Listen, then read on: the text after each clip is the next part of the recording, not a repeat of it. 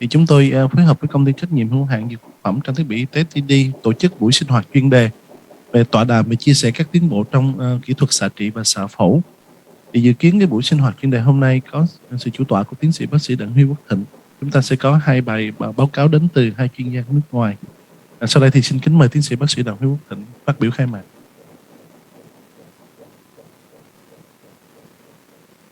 Rồi, mến chào tất cả các bạn đồng nghiệp. Thì hôm nay thì chúng ta có một cái buổi gọi là sinh hoạt khoa học chuyên đề với một cái chủ đề là liên quan tới vấn đề xạ trị. Thì bấy lâu nay thì các bạn cũng tham dự nhiều cái sinh hoạt chuyên đề của bệnh viện. Thì chúng ta thấy là những cái chủ đề nó liên quan tới những cái thuốc, những cái tiến bộ mới trong điều trị nội khoa. Nhưng mà hôm nay là một cái buổi mà sinh hoạt với một cái chủ đề về xạ trị, trong đó chúng ta tập trung về lĩnh vực xạ phẫu. Đây là một cái sự phối hợp giữa bệnh viện Ung bướu thành phố Hồ Chí Minh với lại bên Accuray, mà thông qua một đại diện ở Việt Nam. Thì chốc nữa thì chúng ta sẽ nghe hai bài báo cáo của các chuyên gia tới từ Accuray. Thì chắc là trước khi mà bắt đầu thì chúng tôi cũng xin phép chốc nữa thì chúng ta sẽ nghe bài báo cáo của bà Tiến, tức là quản lý tiếp thị lâm sàng khu vực châu Á Thái Bình Dương của công ty Accuray. Tức là chúng ta xin phép là chúng ta có một tràng pháo tay, chúng ta chào mừng bà Tiến. Và một người thứ hai nữa mà chúng tôi nghĩ rằng là cũng xin phép được giới thiệu ở đây, đó là bà Jiu Hong Chen, đó là giám đốc phát triển lâm sàng và KOA của khu vực châu Á Thái Bình Dương công ty Accuray. Ngoài ra cũng sẽ có các bạn ở bên các đối tác của Việt Nam, rồi sau đó là bên Accuray sẽ cùng chia sẻ với chúng ta những cái thiết bị mới trong lĩnh vực xạ phẫu. Và chốc nữa thì chúng ta sẽ nghe một trong những cái thiết bị đó là Cyberknife, xong rồi sau đó một cái hệ thống mà chốc nữa thì chúng ta sẽ nghe đó là Radisec, tức là những cái hệ thống mà cập nhật mới hiện nay trong lĩnh vực xạ phẫu. Nói tới Cyberknife thì tôi nhớ hồi nãy tôi có chia sẻ với lại một cái bạn đồng nghiệp ở bên Accuray, tức là cách đây hơn 10 năm khi mà tôi qua bên Hàn Quốc để mà học trong một cái chương trình học bổng của Tổ chức Y tế Thế giới. Thì khi đó tôi có thăm cái trung tâm Kirams, là nơi mà có cái Cyberknife, thời điểm đó ở Seoul đó, là Cyberknife. Thì một cái hệ thống mà xạ phẫu thời điểm đó là một trong những cái tiến bộ rất là nhiều. Tại vì các bạn biết trước đây mà nói tới xạ phẫu á, là người ta nói tới cái leg cell thôi, mà chỉ làm cho cái não thôi, sử dụng là 201 cái nguồn coban để chiếu vô cái tổn thương não. Nhưng mà lúc đó thì có Cyberknife là xạ phẫu, nhưng mà xạ phẫu cho body luôn, tức là khắp nơi trong cơ thể là Cyberknife. Cái robot quay 360 độ là xạ trị hết mọi nơi. Hồi nãy tôi có chia sẻ là cách đây 10 năm thì tôi thấy cái máy Cyberknife đó nó rất là to, nhưng mà hồi nãy mình coi lại cái mô hình ở đây là cái version mà nó mới nhất á, thì nó rất là gọn, rất là gọn, và thấy nó nhẹ nhàng, nó thanh thoát, nó đẹp hơn cái Cyberknife mà trước đây mà mình đã thấy. Tức là có những cái sự tiến bộ rất là nhiều, trong cái lĩnh vực này. Thì chốc nữa thì chúng ta sẽ cùng nghe. Thì và đặc biệt là chúng tôi cũng muốn xin phép giới thiệu là có Phó Giáo sư Cung Thị Tuyết Anh, người mà sẽ giúp cho chúng ta trong vấn đề về những cái kiến thức, rồi vấn đề chuyển ngữ của cái buổi ngày hôm nay, và đặc biệt là cái kinh nghiệm của mình trong mấy chục năm làm về xạ trị, sẽ chia sẻ với các bạn những cái hiểu biết về cái xạ phẫu. Thì một lần nữa thì cảm ơn các bạn ở bên đối tác là công ty TD, rồi bên công ty Accuray đã dành thời gian tới đây, và chúc cho cái buổi sinh hoạt của chúng ta thực sự là hiệu quả và thành công. Xin trân trọng cảm ơn. Như vậy thì chúng tôi cũng xin phép được bắt đầu luôn cái chương trình của sinh hoạt của ngày hôm nay. Theo cái chương trình thì bài báo cáo đầu tiên sẽ là giới thiệu những kỹ thuật điều trị hiện đại trên hệ thống robot xạ phẫu Cyberknife và Radisec. Chúng tôi xin trân trọng kính mời bà Tinh Ai Đinh sẽ là người trình bày đầu tiên cái bài báo cáo của mình. Xin trân trọng kính mời.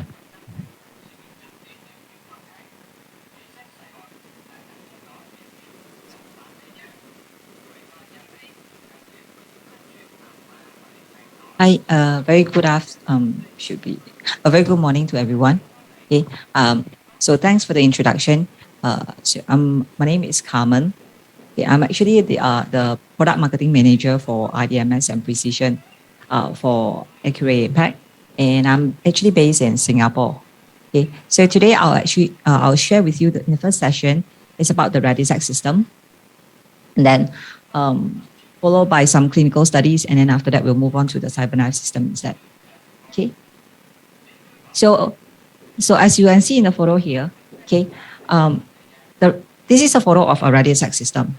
Okay, it's on the tomotherapy platform. So I believe that everyone here might have heard of tomotherapy because it's the first dedicated and truly complete image-guided IMRT system. Okay, it's a hybrid between a linear accelerator and a helical CT scanner.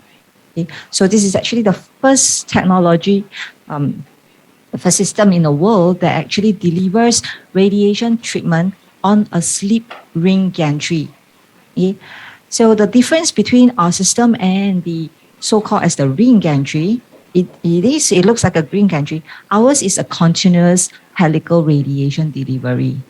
Okay, so as the beam is on, so the ring will actually, the linear accelerator will keep rotating while the couch will move into the ball, okay, to treat the patients sort of like slice by slice throughout the entire treatment line.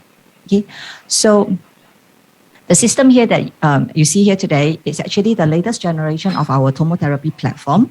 Okay, the names come from radiation and exact, hence we call it Radixact. Okay, it's quite different from the tomotherapy generation, the prior tomotherapy generation, as it's built from the ground for innovations and reliability. Okay, it has more computational power. The imaging speed and the treatment delivery speed are efficient to accommodate the demands of high throughput clinics. Okay, clinics. This is a system that promotes integrated and seamless clinical workflow. Okay, from treatment planning, imaging, and treatment delivery, you can do it all on our system. Okay, and it actually enhance the workflow within the system, within a clinic. Okay. This is the system enables personalized delivery, treatment delivery to the patient. So it is integrated with new features, including our clear RT, helical, fan beam KVCT imaging. Okay, our real-time motion synchronization. If I have time, we'll talk a little bit on this, and automated dose monitoring and adaptive planning. So this system allows the customer to personalize the treatment to the patient. Okay, with the features that we have released. Okay. Basically, Radixact system is designed as a workhorse system, but with differentiated technology. Okay, it's a system that can precisely treat virtually anything. Okay, any clinical indications and complexity from top to toe. Okay. Currently, what you see here is okay, it's a bit slow. Okay, so there's about like 624 Radixact tomotherapy system globally, okay, with about 50 system. The numbers you see on here are actually the Radixact numbers. Okay, so we have about 40 in US, 72 in EMEA, and 50 in APAC, and 52 in Japan.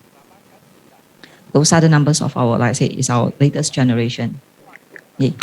So for those who are not familiar with the tomotherapy or Radixact system, okay, I'll just give you a brief introduction, okay, to the technology behind it. You can see all this fancy equipment inside. Okay, so the tomotherapy technique uses a 6 MV linear accelerator mounted on a CT type ring gantry. Okay, the beam is collimated to a fan beam. Okay? So this is not a cone beam; it's actually a fan beam, which is intensity modulated using a binary MLC. Okay, so as the patient advances slowly into the ring gantry, the linear rotates around the patient with a leaf opening pattern optimized to deliver a highly conformal dose distribution to the target, okay, in a helical or in a direct beam trajectory. So the system also allows the acquisition of MVCT images using the same radiation source. Okay, here. Okay, detuned to reduce its effective energy to 3.5, making the dose required for imaging less than 3 centigrade. Okay, so Okay, so as mentioned earlier, is that the Radixact system is the latest generation of tomotherapy treatment delivery system, and it represents a redesign of both gantry, treatment planning, and data management system. Okay, so the main improvement we have here, as you can see, is that it's capable of treating using a high dose rate linac. Okay, and then it's capable to produce high fidelity images using our clear RT KVCT images. Okay, and it's also capable to personalize treatment delivery with the clear RT and our synchrony features. Okay, so I'll just briefly, hopefully, go through the key concept. What makes the Radixact tomotherapy system differs from the competitor C-arm linac. Okay, so just like I mentioned briefly, we use a binary MLC. What is actually a binary MLC? Okay, let me play a video. It was working just now. Let's see. Okay, it's working now. Okay, so you can see here, this MLC of ours, okay, there are 64 MLC leaves here. So if you see here, it's only open and closed. It doesn't actually move in between or meet in between in the midline. Okay, so this is what we call as binary MLC, 1 and 0 and 1 and 0. Okay? It's either open or it's closed. And the opening time for each MLC differs, okay, based on what is planned on the treatment planning system. Okay, so this is actually, our MLC is the fastest in the industry. Okay, so it allows, with this fast MLC movement, it allows us to paint the dose to the target. Okay, so if we want the dose in certain leaf delivery, we need it to deliver higher dose, we just need to open it longer. Okay, if the specific beamlets actually meet the organ at risk that we need to spare, we just close it. Okay, so the continuous 360-degree helical delivery allow us to deliver thousands of independent beamlets to paint the dose to the target while avoid the dose to the organ at risk. Okay, so this is what I mean. Okay, it's a bit slow. Yeah. Okay, so you see, okay. So it's a little bit slow. Okay, so one leaf open is equivalent to one beamlet radiation. Okay, so like I mentioned just now, is that high intensity, you just open it longer. Low intensity, you just close it. So with one single gantry rotation, 360 delivery, okay, we can have thousands, up to like 3,264 beamlets that we can shape the dose. We can adjust the dose based on the treatment plan. Okay, so there's so much flexibility in terms of how we can modulate the dose delivered to the intensity delivered by each beam, each leaves, okay, in a single plane. Okay, so we would like to just quickly show you in the next image. Hopefully it'll come out as I speak. Okay, so despite that, we've been told that, okay, your MLC is only 64. It always get compared with the competitor. You only have 64 MLC leave. Okay, how can you compete with the other with other vendors who has more and more and more and more leaves now? Okay, the problem is not the leaves. Okay, it's not the numbers of the leaves.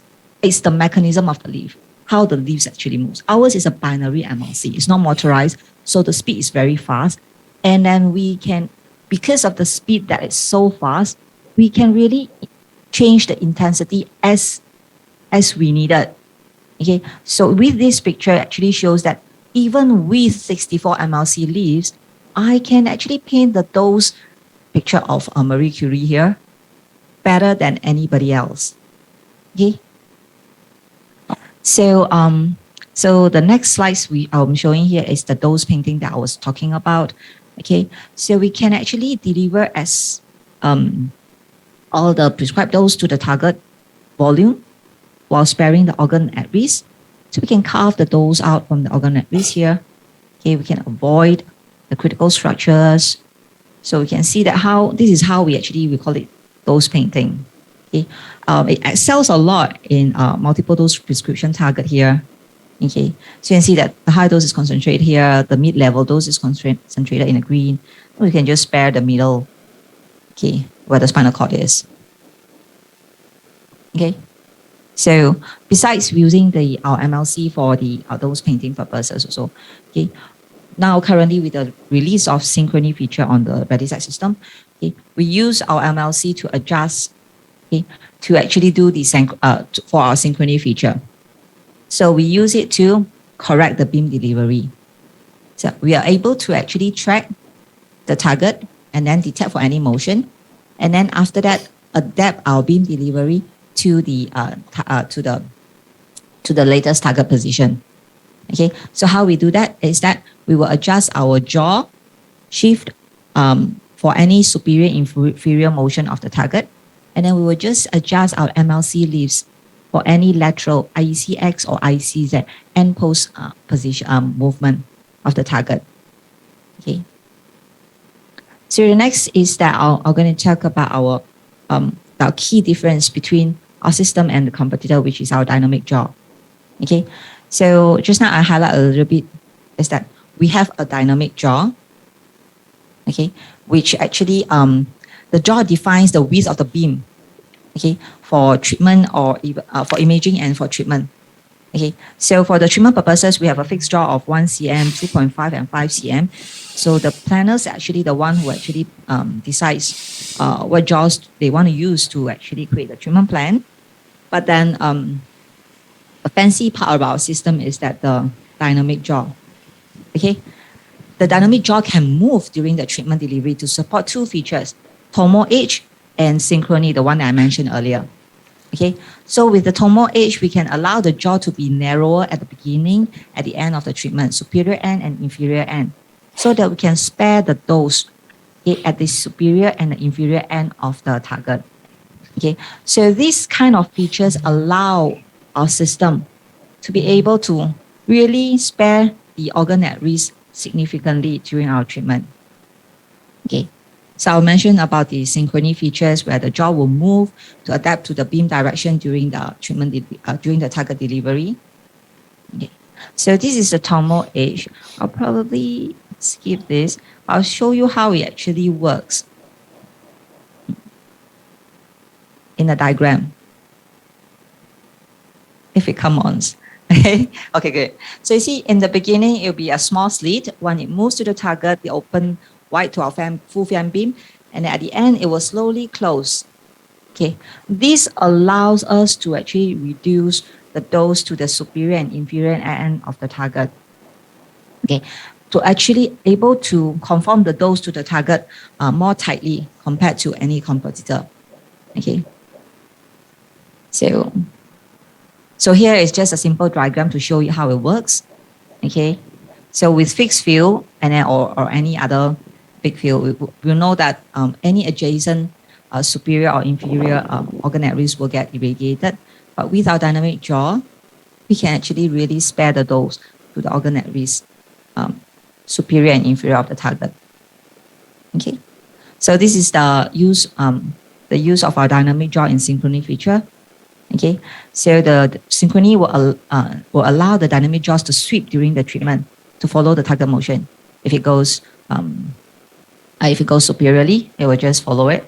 Okay, and if it goes inferiorly, it will just track it.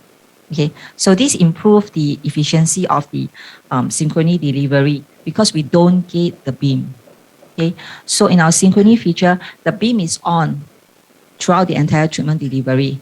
Okay, because we are able to track the target, okay, then detect the motion, and then our beam will just follow on based on the motion of the target.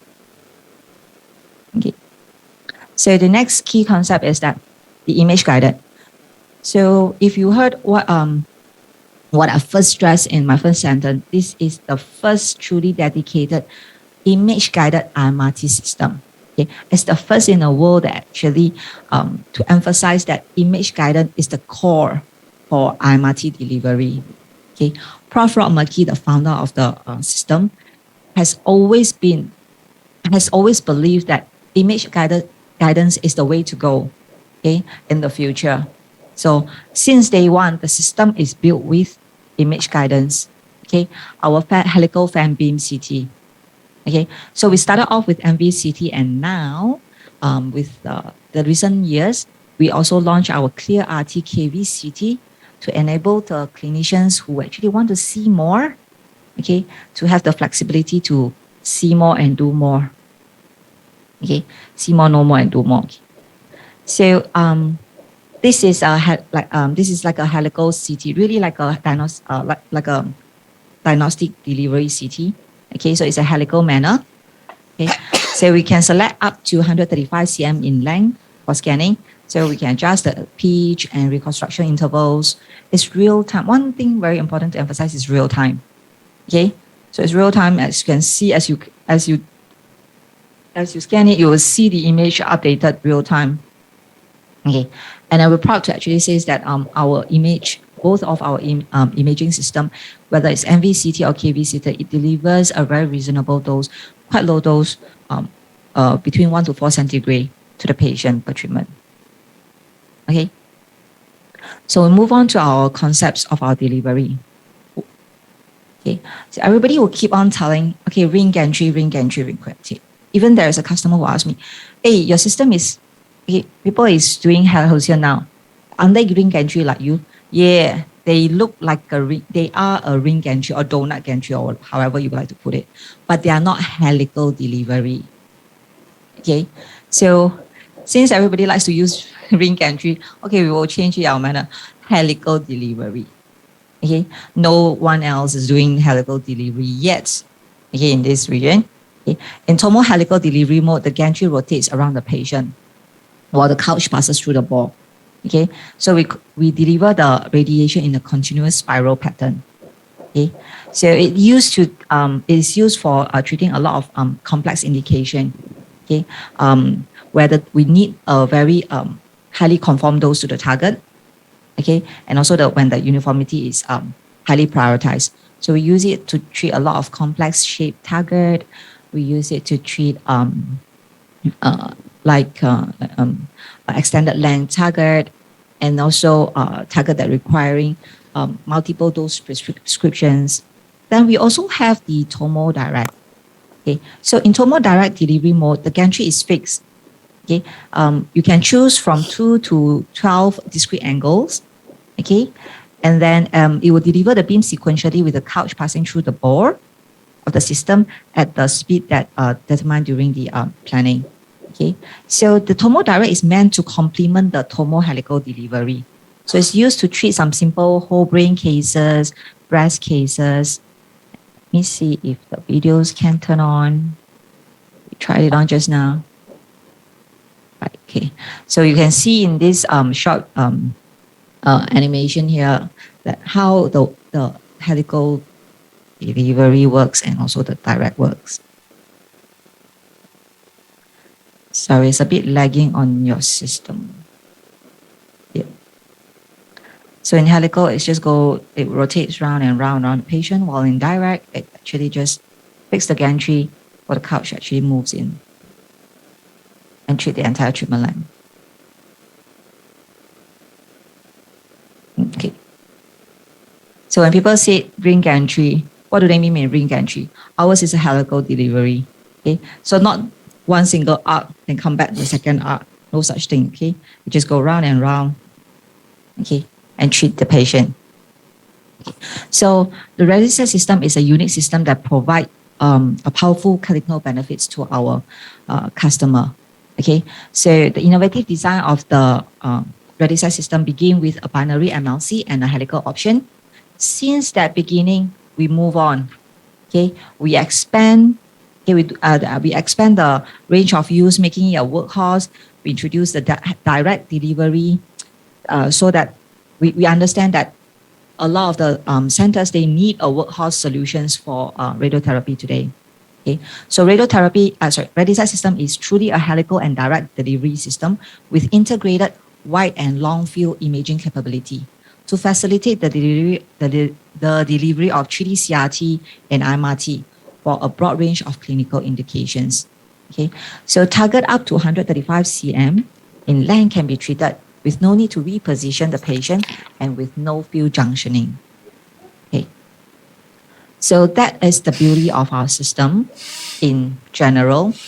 Moving, let me see, do I still have some time? 30 minutes, 41, yeah. Okay, so I think I still have a little bit of time here. So I'll move on to just share with you our latest innovations. Okay, so why our system is fast is, we're proud to actually share that wow, our system is actually fast. Okay, first thing is that we promote a 5-step delivery. Okay, so this has been, the workflow has been the same, okay, since day one, the introduction of the system, okay, for simple and complex cases. Okay, so you need to position the patient, scan, register, treat, and then assist the patient out of the treatment room. Okay, so this workflow does not change regardless of any clinical indication. Okay, whether it's a complex cases or a simple cases, the same 5 simple steps are applicable.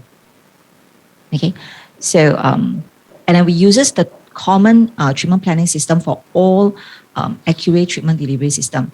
So with the introduction, with the launch of Radizet, we also launched our common accurate precision treatment planning system. It can be used to plan cases for CyberKnife and also cases for Radizet and tomotherapy. Okay, and then last year we introduced, or a year ago we introduced Volo Ultra, a new way of planning on our Radizet and tomotherapy system. We hear the feedback from our users, okay, the struggle they experience, because we understand that a lot of the time, the physicists or the planners, they are trained on the C-arm planning, okay? Then when they move on to tomotherapy planning, they struggle, okay? Because ours is a helical delivery. Have you ever heard about pitch? What is a modulation factor?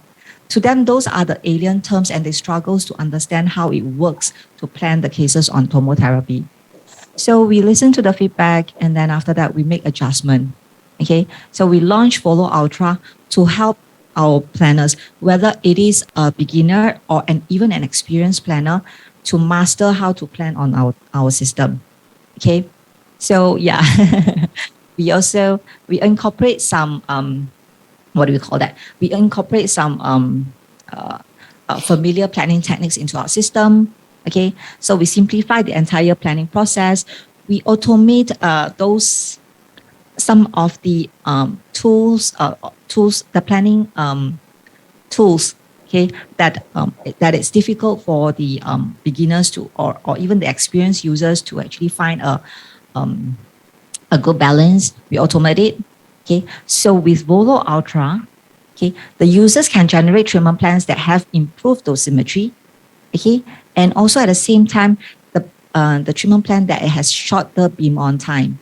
Okay, so it not only it improve the clinical workflow, the planning workflow, it's also improve the treatment delivery workflow. Okay, I think I lost connection.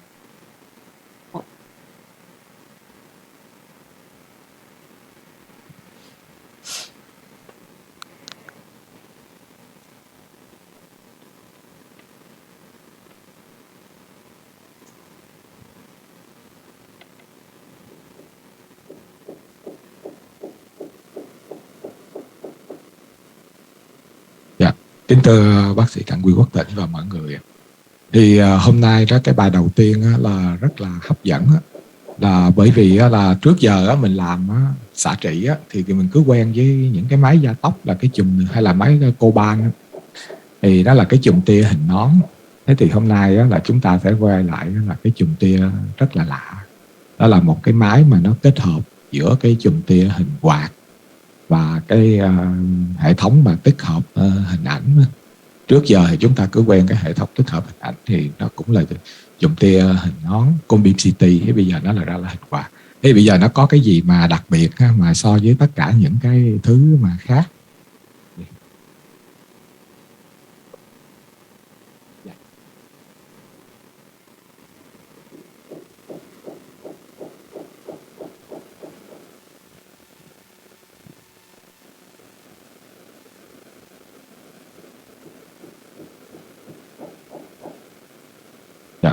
Thế thì là cái thế thì cái máy này nó là sự đầu tiên hết là cái kết hợp giữa cái máy gia tốc và cái hệ thống lấy hình ảnh bằng cái CT, nhưng mà cái này là CT là đúng là CT dùng để trong chẩn đoán, tức là CT chùm tia hình quạt chứ không phải là CT mà hình nón, cho nên cái chất lượng hình ảnh nó rất là trung thực. Thế thì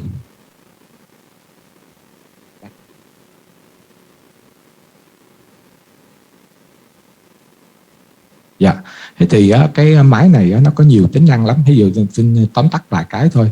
Thứ nhất là cái hình ảnh nó lấy ra đó rất là trung thực, có độ trung thực rất là cao, và nó có thể lấy là hai cái chế độ. Cái ban đầu ngày xưa đó là nó dùng ngay cái chùm tia mà 6x của nó đó, thì chúng ta có cái là MVCT, và sau này nó cải tiến, nó gắn thêm một cái bộ phận vào nữa thì chúng ta có đúng là cái chùm tia KVCT.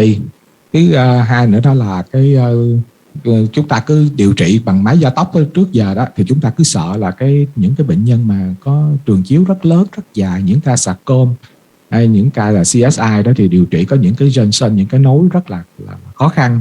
Thế thì qua cái máy này đó, chúng ta có một cái trường chiếu rất là dài, bởi vì nó chạy liên tù tì đó tới 135 cm lận, cho nên chúng ta không có sợ cái vấn đề mà muốn mối nối nữa. Cái thứ ba đó là vấn đề phân bố liều á, thì nó sẽ rất là đẹp và rất là tuyệt vời, bởi vì là nó sẽ chạy giữa hai cái, lát nữa các bạn sẽ thấy nó sẽ chạy cái vấn đề mà kết hợp giữa cái RAW và cái MLC nhị phân. Ở đây MLC của chúng ta đó, trước giờ chúng ta quen MLC shopping theo cái khối bướu. Thế thì ở đây đó MLC nó sẽ chỉ có chế độ nhị phân, tức là đóng mở thôi, và không có shopping gì theo khối bướu hết, và nó sẽ chia theo từng cái slide hoặc là cái helicon để mà nó điều trị. Dạ, ok. Thế thì cái còn những cái vấn đề mà chúng ta nói nhanh, ví dụ như là có thể mà làm commissioning nhanh, là làm gì hay đủ thứ hết đó. Nhưng mà cái hay của nó đó là chúng ta đó là có được đó là cái xuất liều quá rất là cao, và đặc biệt đó là cái chúng ta đã khảo sát liều quá, nó sẽ cho chúng ta ra được đó là cái biên liều đó, gọi là dose banding đó, nó theo đúng những cái vùng mà mình cần mong muốn, nào liều nào cao, liều nào thấp, là nào tránh cơ quan quý gì đó, thì nó sẽ rất là hữu hiệu. Thế thì đó là MLC nhị phân là gì, thì nãy giờ bà có nói đó, chúng ta thấy đó là MLC nó chạy qua chạy lại theo cái đóng mở thôi, và tốc độ của nó cực kỳ cao. Mỗi lần đóng mở như vậy đó, nó chạy chỉ có 20 giây thôi, và cực kỳ cao so với là 50 lần hơn so với cái MLC mà khác. Rồi bây giờ cái MLC này nó chạy như vậy, nhanh như vậy đó, thì nó có tác dụng gì vậy ha? Nó tác dụng là chúng ta nó sẽ điều biến liều rất là nhanh chóng và rất là đẹp. Và cứ mỗi một cái trường chiếu như một cái MLC nó đóng mở một cái trạng thái như vậy đó, thì là nó đã cho ra được một cái beamlet, tức là một cái điều biến đơn vị mà nhỏ nhất á.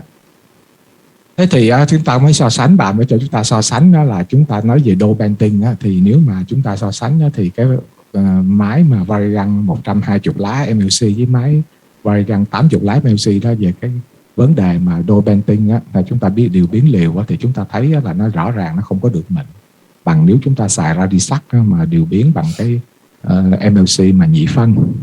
Rồi thì chúng ta thấy rõ đó là cái hình cho chúng ta thấy là nếu mà chúng ta xài MLC nhị phân á, thì cái vấn đề mà dose banding á, nó sẽ rất là đẹp, tức là liều chúng ta sẽ ôm sát vào trong khối u, và có những cái né được cơ quan quý tuyệt vời, và có những cái vùng liều chúng ta cần tập trung liều rất là cao, và đồng thời là chúng ta có thể điều biến cho nhiều cái thể tích cùng một lúc, đáp ứng được cái yêu cầu là né cơ quan quý và có được liều vào từng cái chỗ mà cao chúng ta cần mong muốn. Thì chúng ta thấy MLC nhị phân nó điều biến như vậy. Song song với đó là chúng ta thấy cái vấn đề làm sao có để được cái liều mà nó được đẹp như vậy đó, thì nó và cái khối u nó di chuyển như thế nào mà có thể bám theo được để điều biến liều á, thì nó dựa vào hai cái. Cái thứ nhất là cái jaw là cái ngàm động của nó, thì cái ngàm động này đó nó có tác dụng là nó điều chỉnh liều di chuyển theo cái trục y. Còn cái MLC nó đóng mở nó là nó điều biến liều di chuyển theo cái trục X và trục Z như vậy đó, và nó nhưng tại nó lại độc lập với cái lúc mà nó quay găng tri, cho nên là chúng ta thấy là nó rất là hay. Nếu mà so với mà làm cái MLC shopping bình thường của máy gia tốc, thì bây giờ là vừa có ngàm chạy theo một cái trục để đẩy liều theo một cái trục đó và theo cái khối bướu, còn ngược lại là cái MLC đó thì nó lại theo cái trục X với lại trục Z. Thế thì nó sẽ là làm cho liều rất là đẹp vào trong cái khối u. Là cái này là những cái nói về cái vấn đề mà chúng ta điều biến liều mà bằng cái vấn đề đó. Thì sau đó là nó cả tới hai cái chế độ mà nó điều trị. Yeah. Các bạn thấy là cái jaw nó đã nghiêng qua một cái vận độ ha, để mà nó tracking theo đúng cái khối u mà nó xạ. Thì cái bàn của cái máy này đó là cái đầu thế hệ đầu tiên mà chúng ta nói là nó tích hợp cái vấn đề mà CT vào. Thì lúc ngày trước á là thì chúng ta thấy đó là cái máy tomo của chúng ta đó nó bị mang tiếng là điều trị có vẻ chậm, là tại vì là nó điều trị theo từng cái lát, tức là từng cái bàn nó chạy từng cái một, theo từng slide một. Thì giờ cái cách này vẫn còn áp dụng ha, và có điều trị trong một số ca, ví dụ như chúng ta thấy cái hồi nãy như ca vú hay lòng ngực á. Còn ngoài ra là nó còn có cái chế độ rất là nhanh đó, là nó điều trị theo cái hướng là nó chùm tia mà xoắn ốc, tức là nó cái găng tri á, nó xoay, nó phát tia, và đồng thời là cái bàn nó chạy liền thuộc, chứ không có gọi là theo từng lát nữa. Và trong lúc đó là chúng ta thấy cái đặc tính hay của cái máy này đó là nó lấy hình ảnh động, tức nghĩa là trong lúc nó vừa quay như vậy đó, cái hình ảnh CT hiện ra, nó lại đi so sánh với hình ảnh lập kế hoạch điều trị, và nó điều chỉnh ngay, nó ra lệnh điều chỉnh ngay. Và như vậy là cái hệ thống đó vừa cái jaw động vừa cái MLC nhị phân á, nó sẽ điều chỉnh làm sao mà có thể chính xác vào cái khối u đang bị di chuyển nhờ hình ảnh của CT.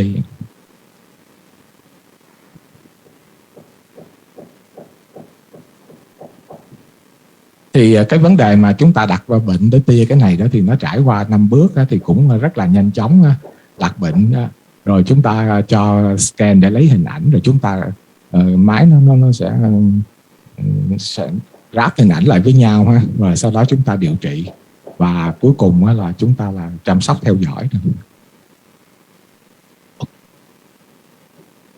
Thank you. Okay, that's intense. Okay, so we just move on. So we mentioned that we have an integrated, accurate precision treatment planning system for both of our treatment delivery system, Cybernav and also Radixact tomotherapy. Then we also go through very quickly our new release Volo Ultra. Okay, so our new way of planning for the Radixact and tomotherapy system. Okay, so with this introduction of the Volo Ultra, we automated a lot of the tools to help planners to get familiarized with the tomotherapy planning. Okay, so it's a simplified planning process, and it helps to generate the treatment plans in a faster manner, with and improve dosimetry, and also it creates treatment plan that has a shorter treatment beam on time. Okay, so not only it improves the clinical the planning workflow, it also enhances the treatment delivery workflow. Okay, so just a summary. We are here. You can see that it actually improves up to 90% of optimization time reduction, and it also allows up to like 60% beam on time reduction in certain cases. Okay, so with Volo Ultra, we are happy to actually share that a lot of our users, even experienced users in AMS in America or in the Europe, they find that it has been very helpful. Okay, not only to the beginners, they find that it's helpful for even the experienced user, because now what they can do, they can actually use the system to find a better way to deliver to create a plan which is a much more better plan. Okay, it used to be a very good plan, and now they want to strive to do a much better plan, because now the planning is so fast, they can do more things with the system. Okay, so these are the feedbacks that actually comes from our users from Montefiore. Okay, so it allows quick and simple plan generation. Okay, so treatment time, the optimization time has been reduced. It's super fast. Okay, so this is Lugano user from Switzerland. Okay, they summarize it: fast, better plan, And treatment planning is possible within 15 minutes. Okay.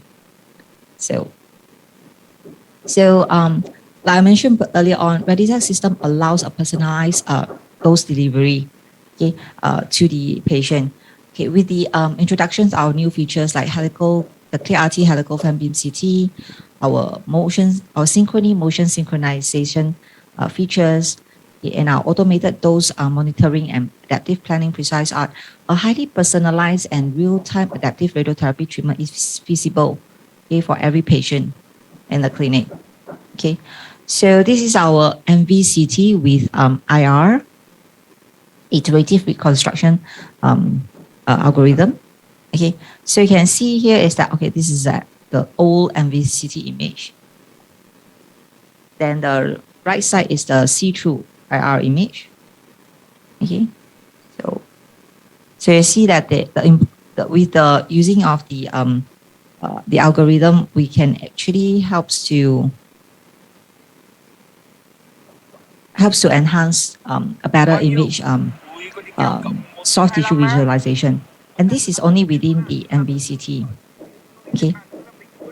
And we are proud to say that our MVCT can be used to do the treatment planning as well. You can use it it's uniform enough, okay, to be used for treatment planning purposes.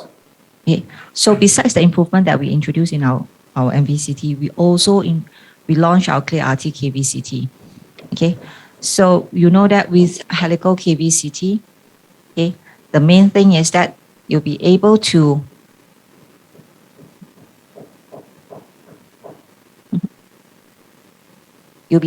actually let me see. You'll be able to actually have a better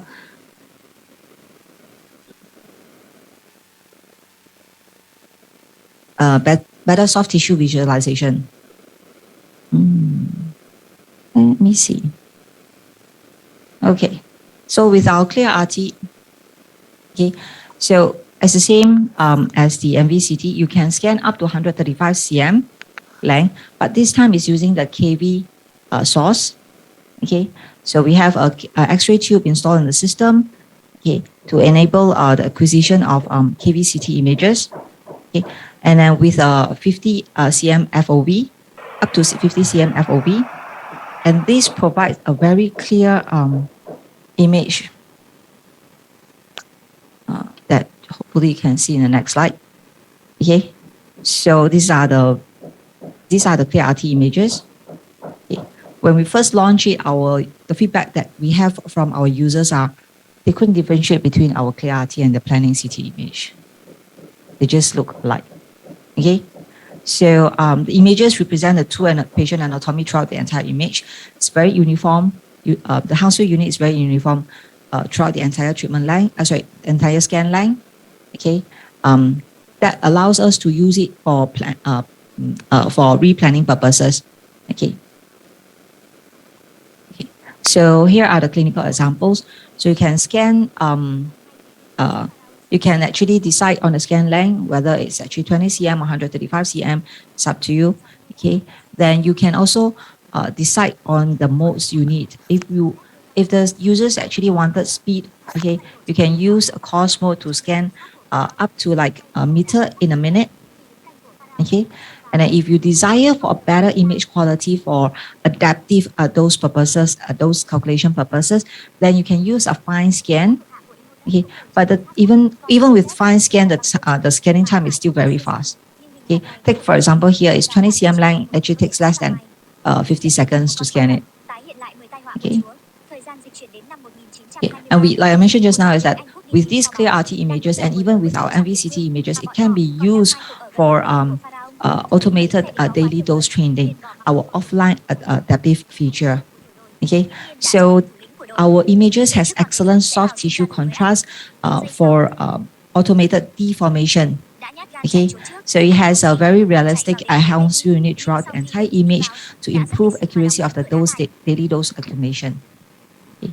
So this allows the users to quickly see and review daily doses that has been trended and delivered to the patient, and enables the clinician to focus on replanning for patients that actually need it. Okay. So that's I'll skip that. Yes. Yeah, yeah. So I'll move on to quickly about our synchrony. Just now we thought about synchrony just now. It's the capability to treat to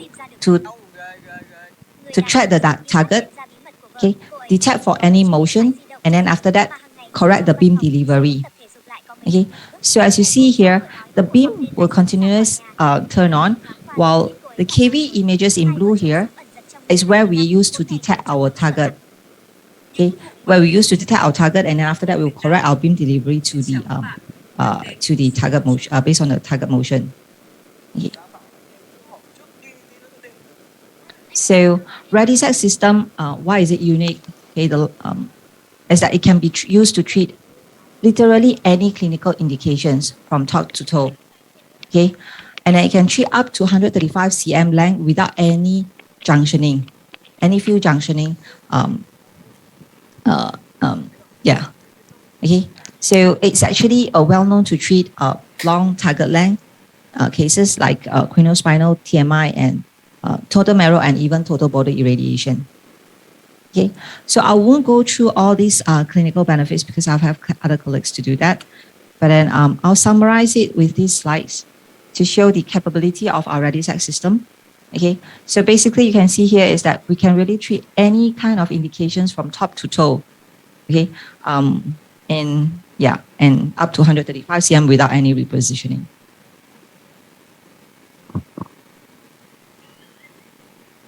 Bây giờ xin tóm nhanh cái bài đầu tiên nói về cái máy Radixact này. Thứ nhất là nó sự kết hợp giữa cái Linac và cái van beam CT. Cái thứ hai đó là nó khắc phục được cái hạn chế đó của cái máy gia tốc đó là tia những cái trường chiếu dài. Những cái bệnh lý mà phải mở trường chiếu dài thì nó máy gia tốc tia có những cái mà khó khăn. Còn bây giờ nếu mà chúng ta xài máy Tomo này đó thì nó sẽ tia rất là nhanh chóng cái vấn đề đó. Cái thứ hai đó là lấy hình ảnh. Thì cô beam CT ở trong máy gia tốc đó, nó đến giờ đó, thế hệ mới nhất nó vẫn có hai cái hạn chế. Cái hạn chế thứ nhất đó, tại do chùm tia hình nón cho nên nó bị tán xạ nhiều và ảnh hưởng đến chất lượng mà chúng ta thâu nhận được, hình nó bị rỗ hạt, không có mịn màng. Cái thứ hai đó là do cô beam CT đó là cái trường chiếu của nó đó có hạn chế về chiều dài. Cho nên là nếu mà chúng ta mà chụp những cái bệnh mà dài quá, kích thước lớn đó, nó chụp không được một lần, phải chụp 2 lần rồi nó nối lại. Còn bây giờ đối với máy này đó là chúng ta y như chế độ chúng ta chụp CT cho bệnh nhân. Thế thì bây giờ nó sẽ chụp rất tốt. Và cái nó điều trị những cái ca rất là tuyệt vời, đó là vấn đề mà xạ để hủy tủy, TBI và TMI. Và những cái ca mà CSI đó thì nếu mà xài máy Tomo này đó thì rất là tốt. Và cái vấn đề là cuối cùng đó là nó điều chỉnh được cái chùm tia theo vị trí di động của khối u. Bởi vì trong lúc máy nó xạ đó thì cái nó vừa quay liên tục vừa lấy hình ảnh liên tục nên là hình ảnh động. Và hình ảnh động đó được so sánh liên tục và ra lệnh điều chỉnh ngay tức khắc luôn. Đó là chùm tia nó điều chỉnh bằng cái RAW và nó điều chỉnh bằng MLC nhị phân để hướng chùm tia làm sao mà tập trung vào ngay khối u di động. Cho nên là điều trị thì rất là chính xác về IGRT. Đó là ba cái mà mong muốn của cái máy Radixact này, đó là nó mang lại, các nhà thiết kế lâm sàng rồi cũng mong muốn là nó mang lại như vậy. Đó là xong cái bài đầu tiên.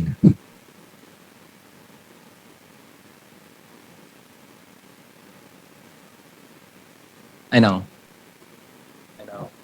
Yeah, you finish your presentation now. Okay, now we are moving on the second presentation. The second presentation will be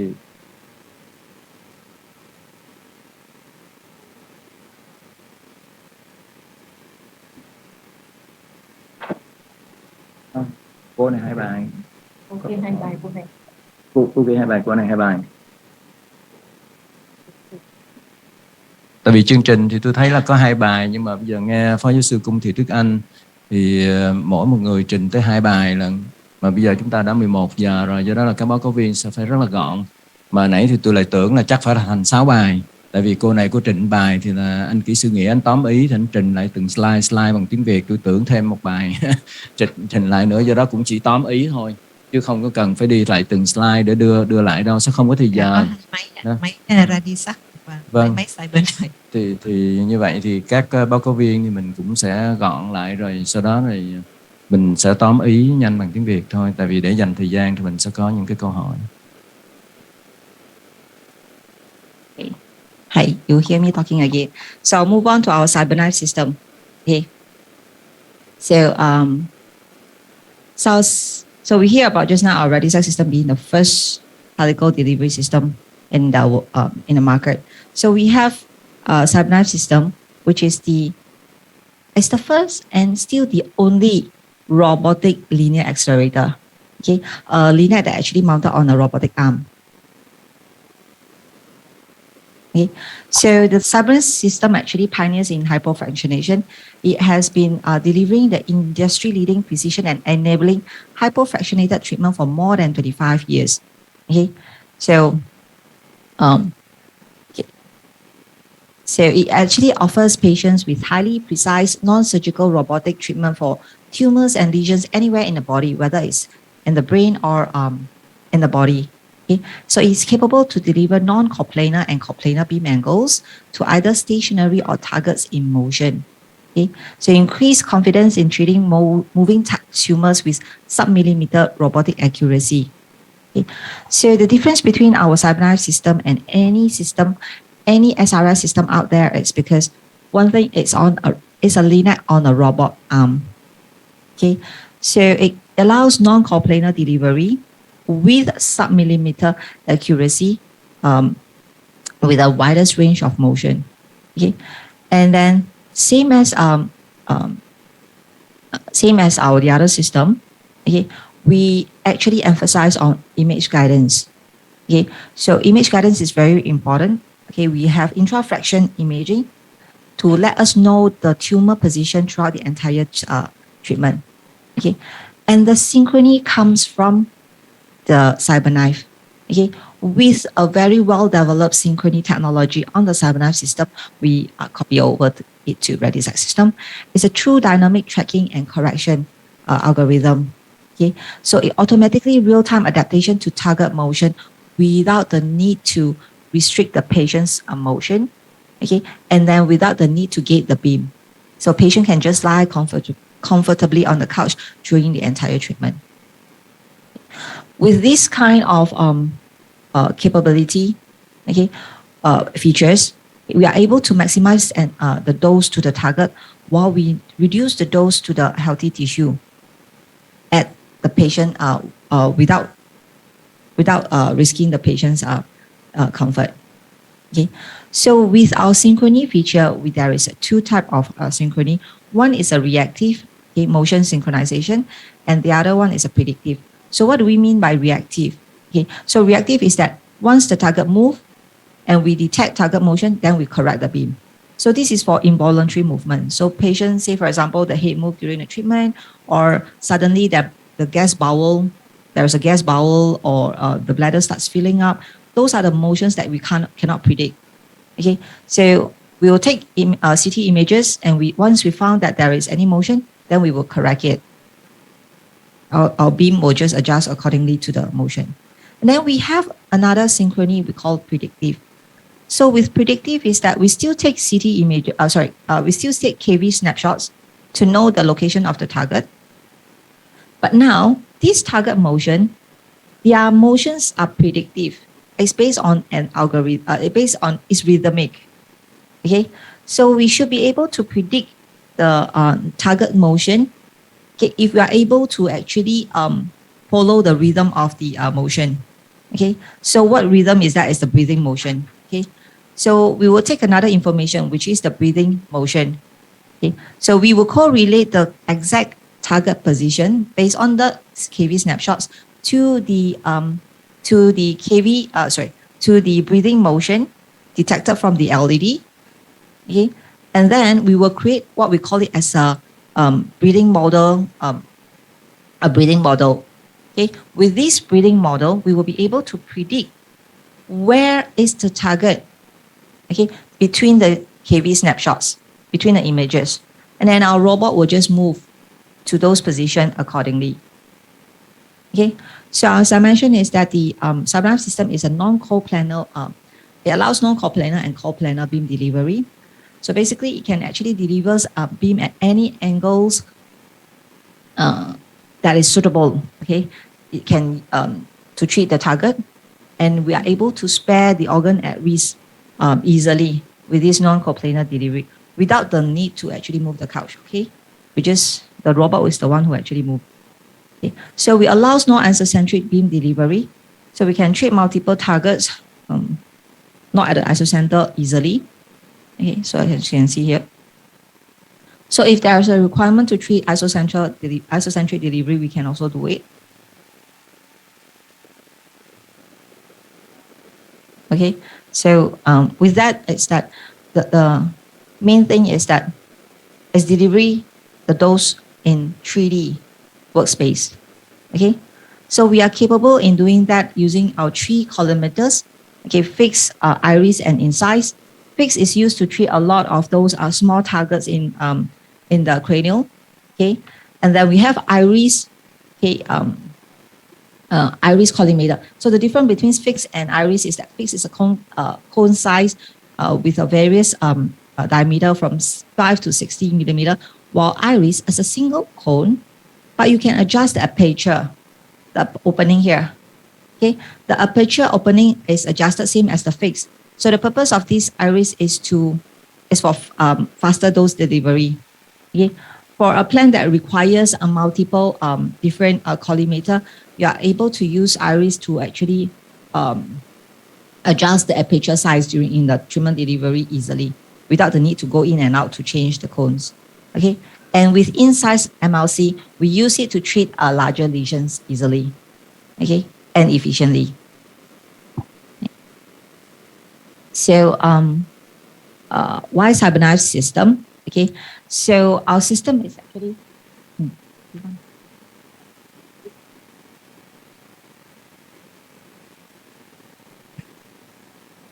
okay. So it's actually a system that actually emphasizes on speed. Okay, we have a very fast treatment planning as well. Okay, as I mentioned, we have a standardized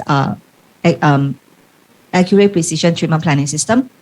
Okay, so we also have a cyberknife model on our system that enables us to enables our customer to create a plan easily. Okay, and the plan creator has a shorter beam on time as well compared to previous optimizer. Okay, so we listened to our feedback from our users as well. Okay, they require treatment plans that can be delivered in a shorter beam on time. Okay, so with Volo with CK Volo, we're enabled to do that as well. Okay, so these are just some examples to show you that for a prostate plan, okay, we can create a treatment a plan with less than 15 minutes beam on time. Okay, so you can easily slot in within 15 to 20 minutes clinical workflow period time. Okay, so this is for lung case. Okay, 9-minute beam on time. Okay, and this is a 12-minute beam on pancreas. Okay, so we always there's always a perception in the market that CK treatment takes an hour or hours. Okay, so that was like an much older generation. Okay, so with the new generation and so many improvement done on the system itself, so you can see here the beam on time is only like less than 20 minutes. Okay, then we move on to actually just share how precise is our system. Okay, so it besides that it can deliver non-coplanar delivery. Okay, because we are using the robotic. Okay, which has the precision that actually is an industrial level precision. Okay, so there have been a lot of publications shared to show that our system actually is very precise. Okay, okay, it's a sub-millimeter accuracy precision. Okay, to treat stationary targets and moving targets. Okay, so there are concerns actually from the clinicians. How can I rely on the robot? Okay, you have the movement and things like that. There are so many degree of movement out there. Okay, so how do you actually QA it or check it or ensure that it's actually delivering correctly? So with 25 years of evidence, you can see that we have a lot of publications to show that the robot is very accurate. Okay, sub-millimeter accuracy, less than a millimeter to treat stationary targets or moving targets. Okay, so these allow us to actually treat frameless patient positioning within our using our system, because what we use is that we use a continuous image guidance to see the actual target, okay, location, and then after that, if there is any adjustment required, okay, detect any adjustment required, the robot will automatically correct and compensate for any of those target shift. Okay, so the last point I would like to emphasize here is our synchrony. So we mentioned that synchrony, okay, is a propriety of Accuray. Okay, so it's a true motion synchronization. It's automatic, AI-driven, and a real-time delivery adaptation to the patient or target movement without any human intervention. Okay, there is no need to actually gate the beam, and there is no need to actually sacrifice patient comfort. Okay, so the system allows hypofractionation for even moving targets. Not only cranial, but even for cranial also, we don't use the frame-based. Frameless is fine. Okay, so the system actually, with a lot of publications out there also, which will be shared by our colleagues, our users are confident, okay, that they will be able to create a plan with a smaller margin using our system compared to any other motion management techniques. Okay, so it's like a very simple workflow here. So first is that we track the target, see any adjustment, any changes in the target motion. Then we use the AI-driven decision-making to adjust the treatment delivery in real time to the observed changes. Okay, then we will, the three is that the beam will be synchronized to the target location wherever it moves in space.